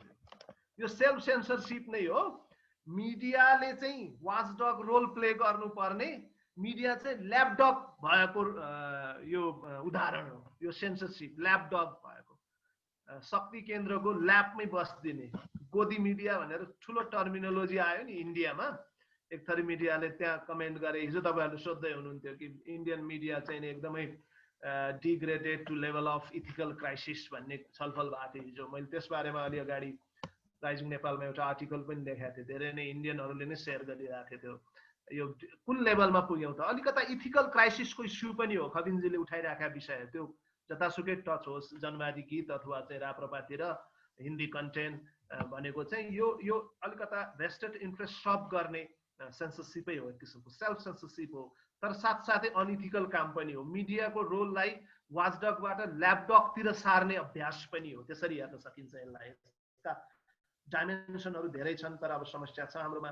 स्थानीय पालिकाहरू भन्न खोज्या होला होइन, पत्रिका भने हो कि पालिकाहरूमा यति व्यतिथि छ, तर विभिन्न प्रलोभनका कारण गुणगान मात्र गाइने प्रचलन बढेको छ। यसले स्थानीय पालिकाको विकासमा कस्तो प्रभाव पार्ला? यो बहुत खतरनाक चिज छ। अहिले तपाईँहरूमध्ये कतिजना पत्रकार चाहिँ स्थानीय सरकारको चाहिँ प्रेस संयोजक अथवा प्रेस एडभाइजर, मिडिया एडभाइजर हुनुहुन्छ? आफै आत्मसात गर्नुहोस्, अथवा तपाईँहरू हुनुहुन्न भने साथीभाइहरू को हुनुहुन्छ हेर्नुहोस्। तपाईँहरूकै नजिकको जिल्ला कता कताबाट यो सुदृढीकरण सुनेको एफएनजे थ्रु सुनेको छु मैले। अब महासङ्घका सदस्यहरू गाउँपालिका अथवा स्थानीय सरकारको यसमा चाहिँ एडभाइजर अथवा प्रेस कोअर्डिनेटर नबस्ने, सायद झापाको एफएनजेको साथीहरूले केही त्यस्तो अभियान चलाएको हो कि जस्तो लाग्छ मलाई, ताराजीहरूले है। अब यो 5 थरबाट पनि यस्तो कुराहरू उठेको मैले देख्छु है। यहाँ हुनुहुन्न कि गिरिराजजीलाई थाहा होला यो बढी, लवदेवजी तपाईँहरू के गरेको स्थानीय पालिकाहरूमा चाहिँ बस्नु हुँदैन, यसले हाम्रो स्वार्थ बाजिन्छ, देखिन्छ, हाम्रो मिडियामाथि प्रश्न उठ्छ भन्ने कुरा त्यतै तपाईँहरूकै जिल्लातिर उठेको पनि मैले सुनेको छु। यो चाहिँ कन्फ्लिक्ट अफ इन्ट्रेस्ट हो, स्वार्थ बाजिने विषय हो। तपाईँ पब्लिक रिलेसन्समा जान पाउनुहुन्छ, सरकारको पनि मिडिया रिलेसन्स पब्लिक रिलेसन्स हुन्छ, जान पाइन्छ। तर खास गरी राज्यका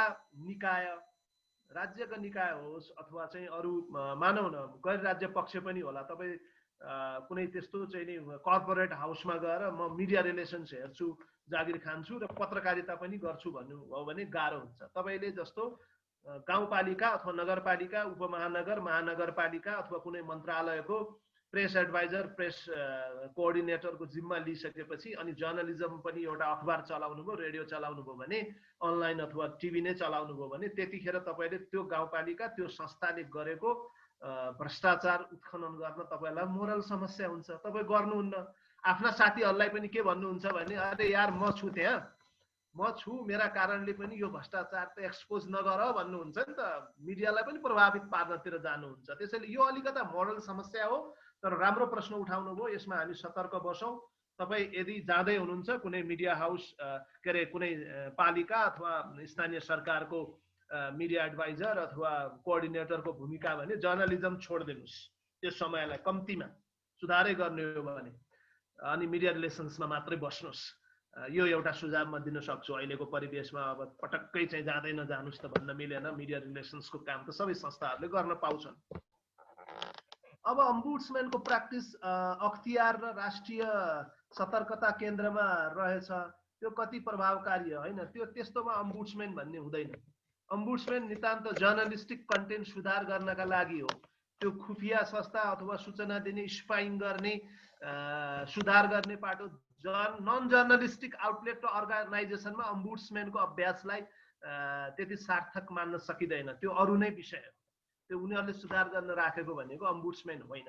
त्यो नितान्त अखबारसँग, मिडिया हाउससँग जर्नलिस्टिक इथिक्सको प्रयोग र डिसइन्फर्मेसन अहिलेको परिवेशमा भनौँ न लाई रोक्नका लागि गरिने र मिडियाको विश्वसनीयता बढाउनका लागि गरिने अभ्यास हो। नमिमजीलाई मैले त्यति नै भने। अब एक दुईटा प्रश्नहरू छ जस्तो छ। नमिमजी पछि पाठक प्रतिक्रियाको कुरो आइसक्यो, हिन्दीको आइसक्यो, अम्बुड्सम्यानको आइसक्यो। खानदान कस्तो अवस्थामा छाप्ने हो सर? खण्डन कस्तो अवस्थामा छाप्ने हो? खण्डनका लागि त जर्नलिस्टिक कोड अफ कन्डक्टले नै सिधै भनेको छ नि। प्रेस काउन्सिलको जर्नलिस्ट कोड अफ कन्डक्टले खण्डन चाहिँ तपाईको कन्टेन्टमाथि प्रश्न उठायो पाठकले भने खण्डन छाप्नुपर्छ। यसको अर्थ त्यसलाई स्वीकार गर भने होइन, खण्डनमा आफ्ना तर्क राख्ने, खण्डन गर्नुपर्छ भनेको छ। खण्डन नगरिदा चाहिँ अनि बल्ल प्रेस काउन्सिलको अरू कारवाहीहरू मोटिभेट हुन्छ। त्यसैले प्रश्न उठिसकेपछि खण्डन छापिदिनुपर्छ। तर अब खण्डनको स्तर हेर्नुपर्छ, अब्जर्भ गर्नुपर्छ। हाम्रोमा खण्डनहरू छापिने काम चाहिँ रेक्टिफाई एरर भन्छ नि, गल्ती सच्याउने तत्परता त्यस्तो देखिँदैन के। गल्ती सच्याउने तत्परता किन देखिँदैन भने आफ्ना गल्तीहरू पो एक्सपोज हुन्छन् कि भन्ने अलिकता त्यो किसिमको सोचाइ भावनाले पनि समस्या छ। सुरुमा एउटा प्रश्न राखेको थिएँ, छुट्यो क्यारे सर, त्यसलाई रिपिट गरिदिनुहोस् न। फेरि स्वनियमन का नाममा आफू अनुकूल मात्रै समाचार प्रकाशन तथा प्रसारण गर्ने र आवाजविहीनहरूको आवाज झन बन्द हुने सम्भावना हुँदैन सर? होइन, त्यस्तो आवाजविहीनहरूको आवाजलाई वृद्धि गर्छ भनेर अघि 6 वटा पोइन्टको अन्तिम पोइन्टै त्यही छ। सो नियमनमा बस्यो भने, सो यो सेल्फ सेन्सरसिपमा बस्नुभयो भने चाहिँ तपाईँले भने जस्तो हुन्छ। सेल्फ रेगुलेसनमा बस्यो भने चाहिँ हुँदैन। यो एकदम व्यापक छ हो। सेल्फ सेन्सरसिपमा बस्नुभयो भने चाहिँ समस्या हुन्छ। मुटु नभएका सम्पादक भन्ने खालको अभिव्यक्ति, आफू विरुद्धका समाचार सबै भ्रामक भन्ने खालका अभिव्यक्तिलाई सेन्सरसिपको लक्षण मान्न सकिन्छ कि सकिँदैन? प्रधानमन्त्रीजीले भने जस्तो लाग्छ होइन अलि अगाडि, मुटु नभएका सम्पादक भन्ने यो चाहिँ अभिव्यक्ति हो उहाँको।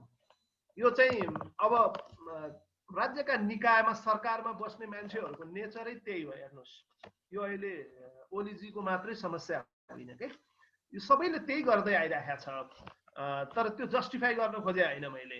मुटु नभएका सम्पादक भन्ने चिज त अब हामीलाई समर्थन भइरहेको छैन। हाम्रा राम्रा कामहरू देखिरहेको छैन मिडियाले, नराम्रो मात्रै उत्खनन गरिरहेछ भन्ने त्यो शासकको एउटा चाहिँ नि आक्षेप हो मिडियामाथि। त्यो राम्रो गरिदिँदा मुटु हुने अनि कमेन्ट र क्रिटिसिजम गर्दा चाहिँ मुटु नहुने भन्ने हुँदैन। यो चाहिँ अलिकता शासकहरूको अलि मिडिया र पब्लिक रिलेसन्स, प्रेस रिलेसन्स हेर्ने मान्छेहरूले पनि बुझ्नुपर्ने विषयवस्तुहरू हुन्। त्यसैले अब यसलाई सेन्सरसिपको लक्षण भन्दा पनि अभिव्यक्ति असन्तुष्टिको लक्षण हो यो। त्यसै कारणले सेन्सरसिप गरिहाल्छ। मुटु छैन भन्दैमा मुटु नहुने भनेर सम्पादक डराएर पनि त जाने होइन नि। यो चाहिँ असन्तुष्टि हो। उहाँले असन्तुष्टि व्यक्त गर्न पाउनुहुन्छ नि, प्राइम मिनिस्टरले अथवा अर्को मन्त्रीले। त्यसलाई धेरै चाहिँ त्यस्तो समस्याका रूपमा लिनुपर्छ जस्तो लाग्दैन। अभिव्यक्ति दिनुभयो उहाँले, मिडियाको चाहिँ एउटा क्रिटिसिजम हो, त्यो शब्दको प्रयोग गर्नुभयो। धेरै नै प्रश्नहरू आए। मलाई लाग्छ तपाईँहरूको जिज्ञासा चाहिँ मेटिएको होला। अब अर्को पाटोमा जान्छौँ, त्यसपछि पनि यस्तै प्रश्नहरू राख्नु होला र अनि समय रह्यो भने हामी अलिकता क्विक तपाईँहरूको भिडियो क्वेसनहरू पनि लिउँला। म अर्को स्लाइड, अघिको स्लाइडलाई अगाडि बढाउन चाहन्छु। सोशल रेस्पोन्सिबिलिटी, अब थोरै स्लाइड छ। कुनै पनि प्रतिबन्ध बिना स्वतन्त्र प्रेसको अभ्यास हो यो सोशल रेस्पोन्सिबिलिटी भनेको, कुनै प्रतिबन्ध बिना। तर साथसाथै पाठ्य सामग्रीको सार्वजनिक छलफल गर्ने, मिडियाले सार्वजनिक हस्तक्षेप वा व्यावसायिक स्वनियमन वा दुवै स्वीकार्नुपर्छ भन्छ यसले। सार्वजनिक हस्तक्षेप भनेको चाहिँ तपाईलाई आएर आक्रमण गर्दा कुनै डेमोन्स्ट्रेसन गर्छ भने होइन। सार्वजनिक हस्तक्षेप भनेको समाजको बहुसंख्यक व्यक्तिहरूको इन्ट्रेस्टलाई समेटेर जाने। म यसको सैद्धान्तिक छलफलमा जान खोजिरहेको छैन, किनकि पहिलो चरणमा हामीले सोशल रेस्पोन्सिबिलिटी थियोरी कसरी आयो हचिन्स कमिसनको डिटेलमा तपाईँहरूले पाइसक्नु भएको छ। त्यसको अलिकता मैले यो अहिले डिसइन्फर्मेसन प्रोटेक्सनका लागि चाहिँ हाम्रो परिवेशमा सोशल रेस्पोन्सिबिलिटी किन बढी आवश्यक छ भनेर मात्रै बताउन खोजिरहेको छु। प्रेस स्वतः समुदायको राय, उपभोक्ताको विरोध र व्यावसायिक मापदण्डद्वारा नियन्त्रण हुन्छ। समुदायको राय, कम्युनिटीले के भनिरहेको छ, यो भनेको पाठक, उपभोक्ता भनेको पनि पाठकै हो। विरोध कति गरिरहेछ, विरोध भनेर चाहिँ क्रिटिसिजमको कुरा गरेको हो यहाँ। र व्यावसायिक मापदण्ड, यो कुरालाई हेऱ्यौँ भने डाइभर्सिटीको अघि मैले सुरुमै कुरा गर्नुको कारण यो रोललाई बुझ्नु। डाइभर्सिटी छ, हामी कहाँ भाषा नै हेर्नुहोस् त, 130 जति भाषा अहिले एप्रुभड छन् नेपालको भाषाभाषीहरू, 6 वटा अस्ति थपिएर 24 + 6 130 पुगेको छ, 129 30 छ, मलाई ठ्याक्कै थाहा भएन। अनि समुदायहरू कति छन्, जाति कति छ, वर्गहरू कति छन्, र यो एउटा सामाजिक हिसाबले पनि छ भने अर्को राज्यको स्ट्रक्चरको हिसाबले पनि हामी अहिले फेडरलिजम भित्र छौँ। धर्मनिरपेक्षताको इस्यु छ, सामाजिक पहिचानका विषयवस्तुहरू छन्। अनि अलिकता हाम्रो जर्नलिस्ट कोड अफ कन्डक्टले नै पनि तपाईँहरूलाई रिमाइन्ड के गराउँछ भने प्रोटेक्सन चाहिने समूहहरूको संरक्षणको विषय, अपाङ्गता भएका व्यक्तिहरूको विषय, महिलाको विषय, विभेदमा परेका वर्गको विषय, बालबालिकाको संरक्षणको issue, there are lot of issues जसलाई चाहिँ हामीले सामाजिक उत्तरदायित्वको हिसाबबाट हेर्नुपर्छ र उनीहरूका बारेमा स्टोरीहरू लेख्दा, उत्खनन गर्दा, फोटोहरू छाप्दा, भिडियोहरू बनाइदिँदा अलिकता पर्मिसन लिने, प्रोटेक्सन चाहिएको वर्ग हो भने अभिभावकको पर्मिसन लिने, अभिभावक मिडियामा लिटरेट छैन पर्मिसन दिइदेला, हुन्छ नि खिचेर के फरक पर्छ भन्ने होला, त्यसको प्रभावलाई हेर्ने, यतातिर लाग्यो भने पनि हामी माथि लाग्ने गरेका आक्षेपहरू कम हुन सक्छन्। Next slide.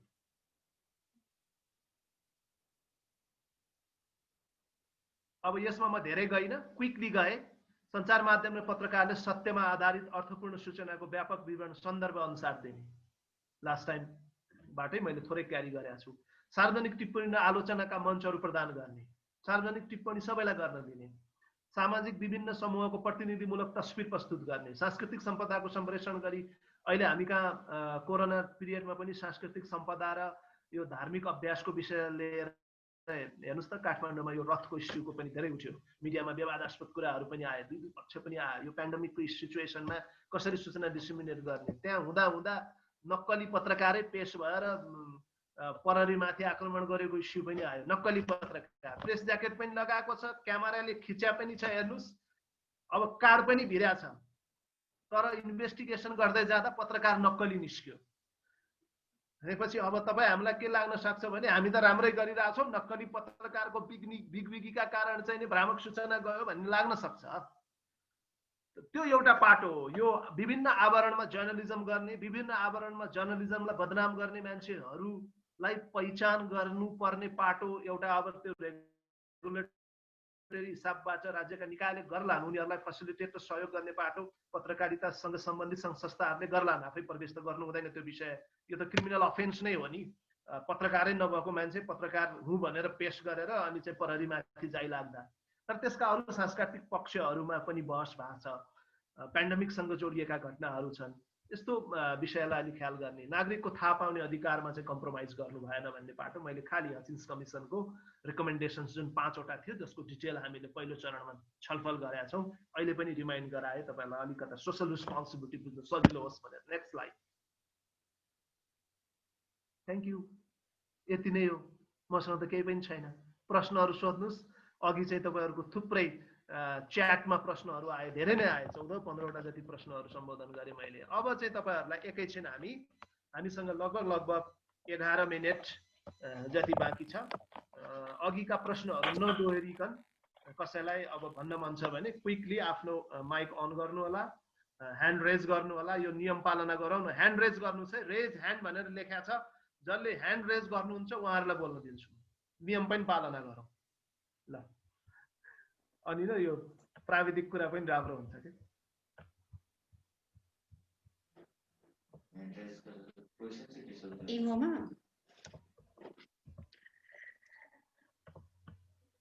सर म सोधु? गिरिराज बास्कोटाको हात उठाएको छ अहिले, उहाँलाई सोध्नु है। हात जसले उठाउँछ उहाँलाई पहिला ल। खास चाहिँ मैले यो टेस्ट गर्नलाई गरेको छ, तर सेसन चाहिँ अरू सेसन भन्दा यो सेसन महत्त्वपूर्ण भयो सर हाम्रो लागि। अरूभन्दा यो सेसन महत्त्वपूर्ण भएको कुरा गर्नुभयो, थ्याङ्क यू सो मच। अब अरू कसले उठाउँदै हुनुहुन्छ हात? सरजीले त्यहाँ हात पनि उठाउनुहोस् न, अभ्यास गर्नुहोस् न। त्यहाँ होइन, रेज ह्यान्ड भन्ने लेखेको ठाउँमा जानुहोस् न। भोलि पर्सि फेरि अरू ट्रेनिङमा इन्गेज हुनुपर्छ। Invite, mute me, raise hand भनेर लेखा छ नि, ट्राई गर्नुहोस्। त्यतिन्जेल भीम सापकोटाजीलाई हामी टाइम दिन्छौँ। सरी, के अरे भीम बास्कोटा, सरी। यो पहिलो कुरो अभ्यास पनि हो। हजुर। अनि अर्को कुरो यो अम्बिउटमेन्ट भन्ने विषयमा म अलिकति क्लियर भएन, खास गरी यो अम्बिउटमेन्ट भनेको एउटा मिडिएटर जस्तो भन्ने मेरो दिमागमा पर्यो। यसलाई अलिक क्लियर गराइदिनु न सर। मिडिएटरै हो, तपाईँले भनेको अनुसार मिडिएटरै हो, तर उसको भूमिका चाहिँ तपाईँका कार्यालयमा आएर कसैले कुट्यो पत्रकारलाई, त्यहाँ मिडिएटरको काम होइन। तपाईले सम्प्रेषण गरेको सूचना, समाचार, टिप्पणी, पाठ्य सामग्री माथि नैतिक प्रश्न उठाएर, नैतिक प्रश्न त तपाईहरुलाई थाहा छ के हो नैतिक प्रश्न भन्ने विषय, त्यो त धेरै छलफल भइसक्यो। र अहिले आएर भ्रामक सूचनाका चाहिँ सन्दर्भको विषयलाई लिएर प्रश्न उठ्यो, त्यो प्रश्न सम्बोधन गर्नका लागि, करेक्सनका लागि पहल गर्ने व्यक्ति हो। सो नियमनमा बसौं, यो कुरालाई मानौं, हामी माथि आक्षेप आइरहेछ भनेर एडिटोरियल छलफल गर्ने, त्यो बीचमा गएर सम्पादकीय टिमको बीचमा छलफल गर्ने, सुझावहरू दिने र आउँदा दिनमा चाहिँ त्यो किसिमको कुनै समस्याहरू नहुन् भनेर जुन चाहिँ रेगुलेटरी संस्थाहरूको उपस्थिति नहोस्, हामी आफूलाई आफै सुधार्न सक्छौं भन्ने अभ्यास गर्नका लागि डेडिकेटेड रूपमा राखिएको एकजना व्यक्ति, महिला अथवा पुरुष अथवा तेस्रो लिङ्गी जुन पहिचानमा हुनुहुन्छ, उहाँलाई राखेर एउटा समाचार कक्ष मिडिया हाउसलाई बढी चाहिँ इथिकल र विश्वसनीय बनाउने अभ्यासको एउटा हिस्ट्री हो। त्यो हिस्ट्री चाहिँ अहिले मिडियामाथि व्यापक आक्षेपहरू लागिराखेका बेला तपाईँ हाम्रो अभियान थ्रु अभ्यास गर्न सकिन्छ कि भन्ने मेरो एउटा प्रस्ताव हो तपाईहरुलाई। अब हामी गयौं भीम बास्कोटा र भीम चापागाईले पनि उठाउनु भयो। ल भीम चापागाई सर, नेपालमा चाहिँ यो एम्बुड्सम्यानको अहिलेसम्म अभ्यास किन हुन नसकेको होला? वास्तवमा थाहा नभएर हो कि, अथवा यो विषयमा छलफलै नभएर हो कि, अथवा हामी नागरिकसँग चाहिँ यसरी सहकार्य सम्बन्ध राख्नुपर्छ भन्ने कुरा त्यो जिम्मेवारी नै बोध नभएर हो कि, अथवा कहिले काहीँ प्र्याक्टिस भएर चाहिँ अहिलेसम्म त्यो रेगुलर हुन नसकेको हो कि के छ सर नेपालको चाहिँ अवस्था? कारण धेरै छन् हैन।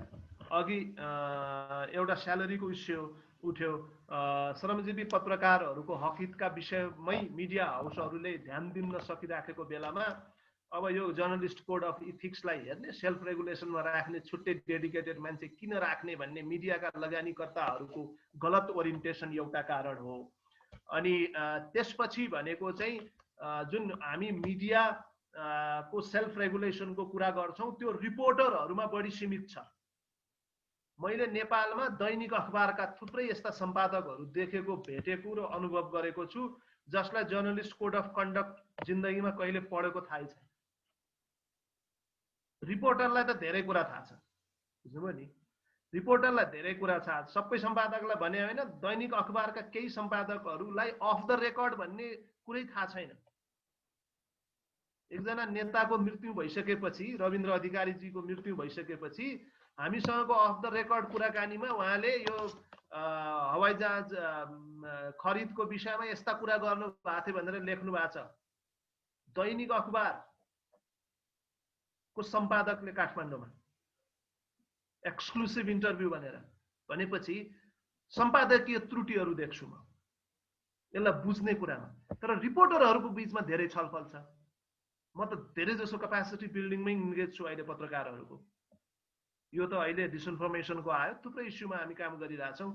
र जिल्लाहरू लगभग 70 जति जिल्लामा त म मिडियाको क्यापासिटी बिल्डिङ र इन्ट्र्याक्सन गर्नलाई पुगेको छु र रिपोर्टरहरूले धेरै मनन गरेको देख्छु, जो चाहिँ मेन स्ट्रिम मिडियामा जिल्लामा बसेर प्रदेश स्तरको, अब अहिले त कोही बागलुङमा बसेर पोखरामा रिपोर्टिङ गर्ला, तपाईँहरू 5 थरमा बसेर झापामा गर्नु होला, त्यो हिजो नै भन्नुभएको थियो कहाँ आबद्ध छु भनेर। भनेको यस्तो किसिमको जर्नलिजम पनि प्रमोट भइरहेको बेलामा अलिकता एडिटोरियल इन्टरेक्सनहरू नहुनु दोस्रो कारण। एडिटोरियल इन्टरेक्सन, रिपोर्टिङको लेभलको इन्टरेक्सन धेरै छ। एडिटरहरू चाहिँ यस्तो बहसहरूमा आउन पनि चाहँदैन। र तेस्रो कारण, एडिटरहरूलाई चाहिँ नेपालका मेन स्ट्रिम मिडिया हाउस भनिनेहरूले पिक गरेर लगेको छ। म पनि 26 वर्षदेखि काठमाडौँमा छु र 26 वर्षदेखि मिडियासँग कुनै न कुनै हिसाबको सुरुका 5-7 वर्ष सिकारुको रूपमा भयो होला, त्यसपछि प्रोफेसनल रूपमा 26 वर्षदेखि मिडियासँग मेरो सम्बन्ध छ। यो अवधिमा मैले काठमाडौँको कुनै पनि मेन स्ट्रिम भनिएको मिडिया हाउसले ओपन भ्याकेन्सी गरेर सम्पादकको नियुक्ति गरेका छैन। संवेदनशील चिज हो कि होइन? तपाईहरु क्रिम मान्छेहरु, युवाहरु, पढ्नेहरु कहिले चाहिँ सम्पादक बन्ने त? सिधा चाहिँ त्यो प्याराडाइम शिफ्ट कहिले हुने? कहिले प्याराडाइम शिफ्ट हुने? यो किन हुँदैन भन्दा पब्लिसरले चाहिँ यस म्यान खोज्छ। यस वुमनहरु त खोजेकै छैन। मेन स्ट्रिम मिडियाको कोही पनि महिला सम्पादक छैन आजको डेटसम्म। त्यसैले मैले यस म्यान भनेको। जी हजुरी गर्ने सम्पादकहरु रहुन्जेलसम्म हाम्रो यो सेल्फ रेगुलेसनको पाटो भन्दा पनि पब्लिसरका इन्ट्रेस्टहरु सर्भ हुन्छन् के। त्यसैले समस्या धेरै छ हेर्नुस् भीमजी। तर हामी यी चाहिँ महत्त्वपूर्ण समस्याहरु हुन् जहाँ सेल्फ रेगुलेसनको अथवा मिडिया एथिक्सको पालनाको विषय, यसमा कम मान्छेहरु प्रवेश गर्छन्, यसमा प्रवेशै गर्न चाहदैन। नेपालमा मिडियाको पेशागत मर्यादा र विकास अथवा चाहिँ नि चिन्ता कसले बढी गर्छ भन्दा जो आफै चाहिँ नि पेशागत मर्यादामा बस्दैन। राजनीतिक दलको चाहिँ नि एकदम सक्रिय कार्यकर्ता भएर हिँडिराखेका छन्। सक्रिय आस्था राख्नुस्, भोटिङ गर्नुस् न, तपाईको अधिकारको कुरा हो। तर अनि अहिले त अब विभिन्न समूहमा इन्गेज भइरहेछ। यसले गर्दा चाहिँ समस्या छ। यी विषयमा हामी खुला हिसाबबाट बहस गर्न तयार छौं कि छैनौं, यस्तो कुराले जर्नलिजमको चाहिँ इथिकल स्ट्यान्डर्ड र सेल्फ रेगुलेसन तय हुने नहुने, अम्बुड्सम्यानको अभ्यासलाई पुनर्जीवित गर्ने नगर्ने, पुनर्जीवित इन द सेन्स कि हामी कहाँ त स्टार्टै भएको छैन, प्रयास भयो होला। बहस त हुन्छ, बहसमा त ट्रेनिङहरुमा बहस भइरहेको हुन्छ। म बाहेकका अरू मान्छेले पनि अम्बुड्सम्यान पहिला हामीले यहाँ यस्तो प्रयास गरेका थियौं साप्ताहिक हुँदा भनेर कोही कोहीले अब अलिकता सिनियर भनिएका व्यक्तिले त्यसको रेफरेन्सहरु दिनुहुन्छ। तर वास्तवमा अभ्यासमा छैन। त्यो भनेको आवश्यक छ। अहिले किन आवश्यक छ भन्दा सानो स्केलका मिडिया हाउसहरु पनि बढ्दै गएको छ। हेर्नुस् न, संख्या धेरै बढ्यो नि त। 3000 को हाराहारीमा चाहिँ अनलाइन मिडिया आउटलेटहरु दर्ता नै भएर र सूचीकृत भएर नै आउनु भनेको त धेरै हो। रेडियो स्टेसन 700 को हाराहारीमा। अब समस्या छ अहिले मर्जरमा जाने कि भनेर काठमाडौँमा टिभी च्यानलहरु त मर्जर हुने कि भनेर बहस गरिरहेछन्। धेरै समस्या मध्येको मैले भनेका यी 3टा समस्या चाहिँ महत्त्वपूर्ण हुन्।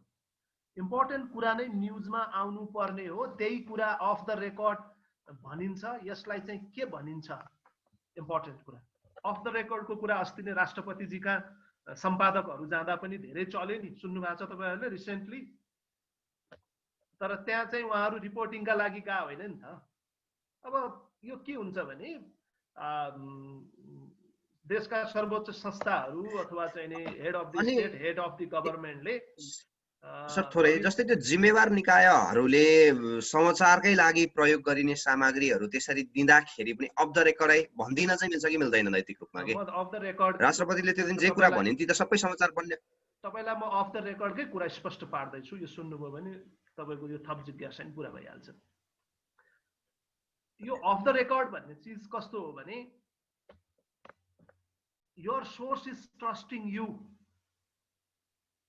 expecting that you are not going to disclose this in a good faith. Off the record मा तपाईसँगको व्यक्तिगत सम्बन्धका कारणले इमोशनल कुरा भनेको हो। उसले त्यहाँ आँसु पनि झार्न सक्छ, रोइदिन सक्छ, दुःख व्यक्त गर्न सक्छ, रिस पनि व्यक्त गर्न सक्छ। तपाईसँग होइन, तपाईसँगको विश्वासमा। हेर्नुस् यस्तो पनि भयो नि त। तर के गर्ने? मैले यो कुरा भनेर मेरो नाम बाहिर आयो भने त फलानु संस्थाको व्यक्ति मेरो घरमा आएर यहाँ चाहिँ आतंकै मचाउँछ, बमै विस्फोट गरिदिन्छ। यो सूचना मेरो नामबाट बाहिर गयो भने त यो देशका हैन सेक्युरिटी फोर्सले मलाई यस्तो गर्ला भनिन्छ अथवा विपक्षीले यस्तो गर्ला भनिन्छ। यो विषयवस्तु मेरो नाम जोडिएर सूचना दिने व्यक्ति फलानु हो भने त मलाई लिगल्ली त केही गर्दैन, तर मलाई बसी खान दिदैन नि। तर सूचना त छ भन्छ। तपाई थाहा पाइराख्नुस् भन्छ। तपाईसँगको विश्वासका आधारमा भन्ने अफ द रेकर्ड। अब यसको स्कलरली र हिस्टोरिकल इन्टरप्रिटेसनमा त धेरै समय हामी व्याख्या गर्न सक्छौँ। त्यसैले गुड फेथमा दिइने तपाईको चाहिँ एउटा अन्डरस्ट्यान्डिङ, तपाईँ एनालाइसिस गर्नलाई दिन चाहिँ, तर नाम डिस्क्लोज नगर्ने सर। तपाईँ के एनालाइसिस गर्न सक्नुहुन्छ त्यसको फर्दर रेफरेन्सहरू पत्ता लगाउनुहोस्, तर व्यक्तिको स्रोतलाई जोगाइदिनुहोस्। समाचारको स्रोतको प्रोटेक्सनको विषयवस्तु छ र आफू चाहिँ समस्यामा आउन सक्ने विषयवस्तु छ। मृत्यु भइसकेको मान्छेलाई अफ द रेकर्ड भनेर दिनु भनेको चाहिँ डबल जर्नलिस्टिक क्राइम भएको छ। डबल एउटा मृत्यु भइसकेको मान्छेले अफ द रेकर्डमा यस्तो भनेको हो भन्ने कुरा नै त्यो सम्पादकलाई विश्वास गर्दैन पब्लिकले। यसले आज गफ गर्दैछ भने पहिला मदन भण्डारीको मृत्यु हुँदा यो अन्तिम अन्तर्वार्ता हो भनेर एकजना पत्रकारजीले व्यापक समाचार छापेको प्रसङ्ग थाहा होला नि तपाईँलाई, जुन चाहिँ असत्य थियो, झुटो थियो। भ्रामक न्युज त आज होइन, पहिलेदेखि हो, बहस अहिले हुन थालेको हो। त्यसैले अफ द रेकर्ड भन्ने चिज चाहिँ अलिकता मिडिया लिटरेसीको अभावमा के अफ द रेकर्ड हो भन्ने कुरा चाहिँ तपाईँलाई स्रोत सूचना दिने व्यक्तिलाई पनि थाहा नभएर जथाभावी बोलिदिएर अफ द रेकर्ड भन्ने गरेको चलन होला। हाम्रा सन्दर्भमा अस्ति नै सम्पादकज्यूहरू अब यो जाने हामी अफ द रेकर्डमा कुरा गरे हो भनेर अनि लेख्दै जाने भन्ने विषय पनि आयो नि त। केही पनि नलेखिदिने रिपोर्टर्स क्लबको ऋषिजीले त व्यापकै लेखिदिनु भयो अफ द रेकर्ड भन्दै। अब यो तपाईँ कुन हैसियतमा गयो त? अफ द रेकर्ड भन्ने इस्यु चाहिँ इन्टायरली रिपोर्टिङ असाइनमेन्टमा गएका बेलामा गरिएको अनुरोधमा बढी लागु हुन्छ, त्यो रिक्वेस्टमा जान्छ।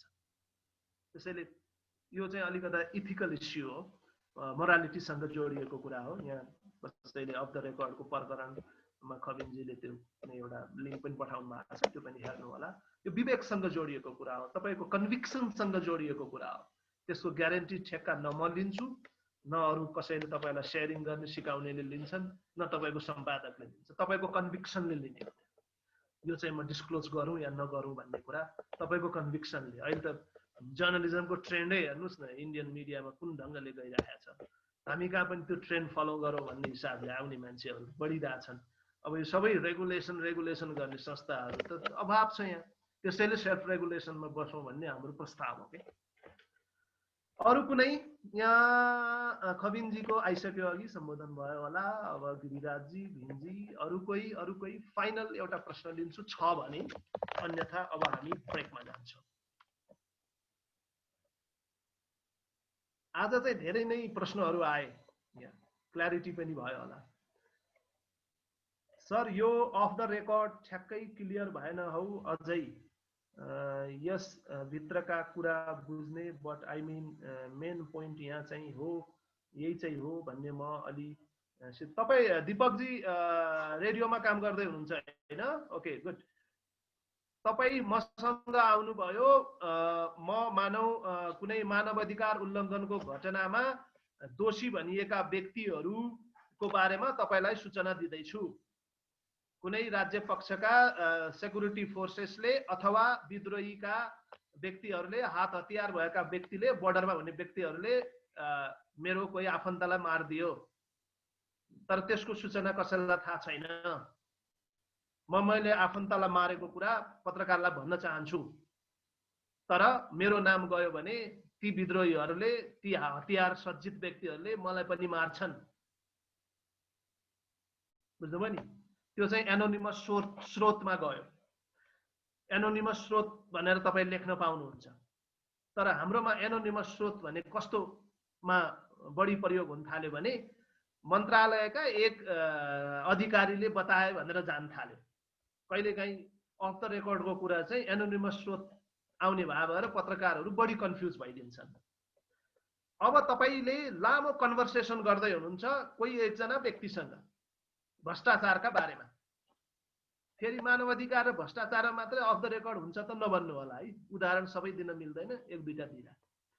भ्रष्टाचारको श्रृङ्खला तपाईँ लेख्न खोज्दै हुनुहुन्छ, आफ्नो अखबारमा, रेडियोमा, टेलिभिजनमा कहीँ कतै प्रसारण गर्ने तपाईँको योजना छ, लेख्दै हुनुहुन्छ। तपाईँ एकजना मन्त्रीसँग बस्नुभयो अथवा चाहिँ अधिकारीसँग बस्नुभयो, तपाईँले 1 घन्टा 10 मिनट कुरा गर्नुभयो, अन्तिम 5 मिनट चाहिँ ठिक छ दिपकजी तपाईँलाई मैले यति सूचना दिएँ, लेख्नुहोस्, तर हेर्नुहोस् दुःख धेरै छन्।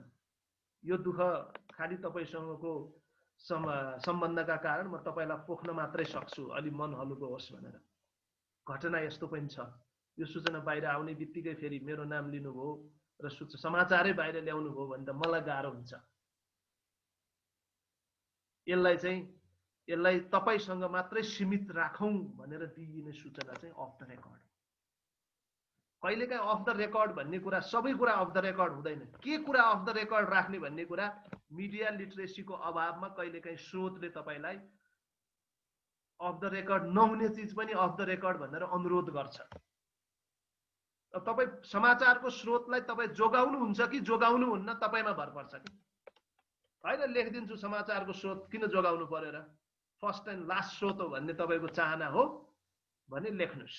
अस्ति नै नेपालमा दैनिक अखबारको सम्पादकले लेखे जस्तो अब के हुन्छ र, रविन्द्र अधिकारीजी त अब उहाँहरू त दोस्रो क्वेसन गर्नुहुन्न, डबल चाहिँ नै इथिकल क्वेसन आयो। आजको चाहिँ धेरै राम्रो भयो, बुझ्ने गरी थ्याङ्क्स सर भनेर गणेश घिमिरेजीबाट आयो। उहाँको यही कमेन्टबाट अहिलेको सेसन हामी खाजा खानाका लागि ब्रेक गर्दैछौँ। यसपछिको सेसन अझै महत्त्वपूर्ण छ। सरलाजी हाँस्दै हुनुहुन्छ, घरमा खाना तयार भएको जस्तो छ उहाँको पनि। सरलाजी पनि खानुहोस्, गणेशजी लगायत सबै साथीहरू खाना खानुहोस्। कृपया 10:06 गयो। हिजो चाहिँ तपाईँहरू अलिकता ढिला जोडिनुभयो। आज मैले त राइजिङ हेड गर्दा पनि मेरो त टर्नै आएन बोल्ने। ओके ल बोल्नुहोस्, अन्तिम तपाईँकै। सर जस्तै यो अलिकति म कन्फ्युजन भएको कुरा होइन, एक दुईवटा कुराहरू छ सरले सर्टसर्टी भनिदिनु। अघि जस्तै म अरू पनि इक्जाम्पल दिन्थेँ, हाम्रो भीमजीले अघि सुरुमै भन्नुभयो र म त्यहीसँग रिलेटेड रहन्छु। जस्तै अघि त्यो झरनाको कुरा आयो नि सर, त्यो झरना लेखेको ठाउँमा चाहिँ अर्कै भएको थियो भन्ने कुरा आयो। त्यो भ्रामक समाचार पर्छ कि त्यो चाहिँ त्रुटि हुन्छ, जस्तै मिस्टेक, त्यो लेख्दाखेरि शब्द मिस्टेक भएकोलाई चाहिँ भ्रामक समाचार भन्ने कि नभन्ने, एउटा मेरो त्यो प्रश्न होइन सर। त्यो भ्रामक समाचार पर्छ कि पर्दैन भन्ने कुरा, जस्तै लेखेको टाइपिङमा मिस्टेक चाहिँ भ्रामक समाचार हो कि होइन भन्ने एउटा प्रश्न। अनि अर्को प्रश्न चाहिँ सर जस्तै यो हाम्रो संस्कृतिसँग रिलेटेड छ। अघि संस्कृतिका कुराहरू पनि आएका थिए होइन, सेन्सरसिपमा आएका थिए त्यो कुराहरू। जस्तै एउटा समुदायले गाई काटेर खानु हुँदैन भन्छ अनि अर्को समुदायले गाई काटेर खान्छ होइन। त्यो गाई काटेर खाने समुदायलाई त्यही उनीहरूको त्यो संस्कृति अनुसार उनीहरूले गाई काटेर खान्छन् र एउटा संस्कृति अनुसार चाहिँ त्यो गाई काटेर खान मिल्दैन होइन। जस्तै हामीले न्युज बनाउँदाखेरि चाहिँ त्यहाँनिर हामीले त्यो न्युज बजायौँ भनेदेखि चाहिँ त्यहाँ जस्तै सेन्सरसिपको कुराहरू आउँछ कि आउँदैन होइन। अर्को प्रश्न त्यो। अनि अर्को चाहिँ जस्तै सर यो अफ द रेकर्ड बाहिर भन्नुहुन्छ कि हुँदैन कि, जस्तै अफ द रेकर्ड कसैले हामीलाई भनेको कुरा चाहिँ हामीले बाहिर भन्नुहुन्छ कि हुँदैन, न्युजमा ल्याउनुहुन्छ कि हुँदैन, त्यो हुनु राम्रो हो कि होइन भन्ने प्रश्न सर मेरो। ल अन्तिम प्रश्नबाट गरे। अफ द रेकर्ड भनेको बाहिर ल्याउनु हुँदैन, तर तपाईँमा भर पर्छ कोसँग डिल गर्नु भएको छ। आतङ्ककारीसँग, टेरोरिस्टसँग भेट गर्नुभयो, धेरै कुराहरू अफ द रेकर्ड भनेन, तपाईँको राष्ट्रिय हितमा छ, साहस गरेर न्युज ल्याउनु भयो। भर पर्छ हु यु टकिङ अबाउट, कोसँग कुरा गर्दै हुनुहुन्छ, डिल गर्दै हुनुहुन्छ। तपाईँको चाहिँ स्टिङ अपरेसन हो कि स्पाइङ हो कि तपाईँ कुन क्याटेगोरीको चाहिँ जर्नलिजम गरिराख्नु भएको छ त्यसमा भर पर्छ। सामान्य अवस्थामा चाहिँ अफ द रेकर्डका कुराहरू चाहिँ अफ द रेकर्डमै राख्नुपर्छ, अन द रेकर्ड ल्याउनु हुँदैन। त्यसैले यसमा क्लियर हुनुहोस्। दोस्रो तपाईँको गाईको प्रसङ्ग आयो। अब त्यसमा चाहिँ कानुन हेर्नुहोस्, त्यो बाहेक अन्तमा केही पनि सुझाव दिन सक्दिनँ होइन। हाम्रो कानुनले जे भन्छ त्यो गर्ने हो। कानुनको विरुद्धमा जाने अधिकार पनि तपाईँलाई पनि छ, पत्रकारलाई पनि छ। तर त्यतिखेर चाहिँ तपाईँले फेरि के गर्नुपर्ने हुन्छ त, यो देशको चाहिँ नि अब विद्रोह गर्ने अधिकार त सबैलाई छ नि त। दल खोर्नुहोस्, त्यता जानुहोस्, अर्कै माग गर्नुहोस्, आफ्नो बहुमत ल्याउनुहोस्, त्यो अनुसारले जानुहोस्। सांस्कृतिक पहिचानको विषय भनेको चाहिँ अब तपाईँको संस्कृतिले अर्को संस्कृतिलाई प्रभाव गरिरहेछ होइन। तपाईँ अब आफ्नो ढङ्गले कहाँ हो खाइराख्ने काम गर्नुहोस् न, तर मैले गाई खाएँ भनेर अनि गाई नखाने मान्छे कहाँ घरमा ल्याएर उसलाई जिस्काउने गरी अनि उसलाई चाहिँ नि देखाइदिन्छु नि भन्ने किसिमको जुन चाहिँ अब्जर्भेसन कहिलेकाहीँ मिडियामा आउँछ त्यो चाहिँ गलत हो। यसमा मेरो आफ्नै रिजर्भेसन के छ भने जर्नलिस्टको हैसियतमा चाहिँ तपाईँ देशको कानुन हेर्नुहोस्। अब कानुनमा तपाईँको चाहिँ विरोध हो भने त्यसका लागि बहस गर्नुहोस्, आर्टिकल लेख्नुहोस्, यो कानुन चाहिँ यस अनुसार नेपाल पक्ष राष्ट्र भएको यो ICCPR को यो अनुसार विरुद्धमा छ, संविधानले नै धर्मनिरपेक्ष राष्ट्र भनेको ठाउँमा यहाँनिर छ। धेरै इमोसनल बनेर यो फलानाको अधिकार हनन भयो भन्नेतर्फ लाग्नुभन्दा पनि लिगल त्रुटिहरू यहाँ छन् भन्ने कुराको पत्रकारले एनालाइसिस गर्ने हो त। जर्नलिस्टको कुरा गरेँ है मैले। अर्को समुदायको पार्टमा बहस गर्नुपर्दा फरक प्रसङ्ग मेरै पनि होला, अरू कुरा राखौँला म। तर जर्नलिस्टले चाहिँ यो लिगल इथिकल अब्जर्भेसनहरू गरेर लेखिदिने बोलिदिने काम गर्नु पर्छ। दोस्रो प्रश्नको मैले तपाईँलाई त्यसरी जवाब दिएँ। पहिलो अलिकता के थियो तपाईँको, मैले बिर्सेँ। सम्झेँ मैले, ल भयो। त्यो चाहिँ मिसइन्फर्मेसन हो। त्यो मिसइन्फर्मेसन हो। झर्नाको ठाउँमा अर्कै शब्द राख्नुभयो भने मिसइन्फर्मेसन र डिसइन्फर्मेसन र फेक न्युजको परिभाषा पहिलो चरणमै पढ्यौँ नि हामीले। मिसइन्फर्मेसन भनेको चाहिँ ज्ञानको अभावमा दिइने सूचना, तर जानी जानी होइन नि त, जानी जानी होइन। त्यो डिसइन्फर्मेसन होइन, मिसइन्फर्मेसन हो। हामीले थाहै भएन, अब चिप्लियो, मिसइन्फर्मेसन हो। अब जर्नलिजमको सरल भाषामा भन्दा त्रुटि हो, त्यस्तो महान भयानक गल्ती होइन, त्रुटि हो। तर हाम्रो यो भ्रामक विषयवस्तुको कुरा गर्दा चाहिँ मिसइन्फर्मेसन हो, ज्ञानको अभावका कारण दिइने सूचना। जानी जानी दिइयो भने चाहिँ डिसइन्फर्मेसन हो भनेर जुन छलफल गरेका थियौँ। त्यसैले त्रुटि त मान्न मिल्छ। अब त्यो कति, त्यसको भोल्युम कति छ त, रिपिट कति भइरहेछ, त्यसमा फेरि भर पर्छ। ल, सरलाजीलाई पनि धन्यवाद, धेरै प्रश्नहरू आयो। अब तपाईँहरू हामी ब्रेकमा जाँदैछौँ। 10:11 भएको छ। 10:10 मा 59 मिनेटपछि अनिवार्य रूपमा जोडिनुपर्छ, किनकि समीक्षाजी 11:10 मा जोडिँदै हुनुहुन्छ। उहाँको एकदम टाइट टाइम छ, जोडिने बित्तिकै सेसन सुरु हुन्छ। फेरि हामी वेट गर्दैनौँ। हिजो चाहिँ अलिकता तपाईँहरूले बढी समय लिनुभयो।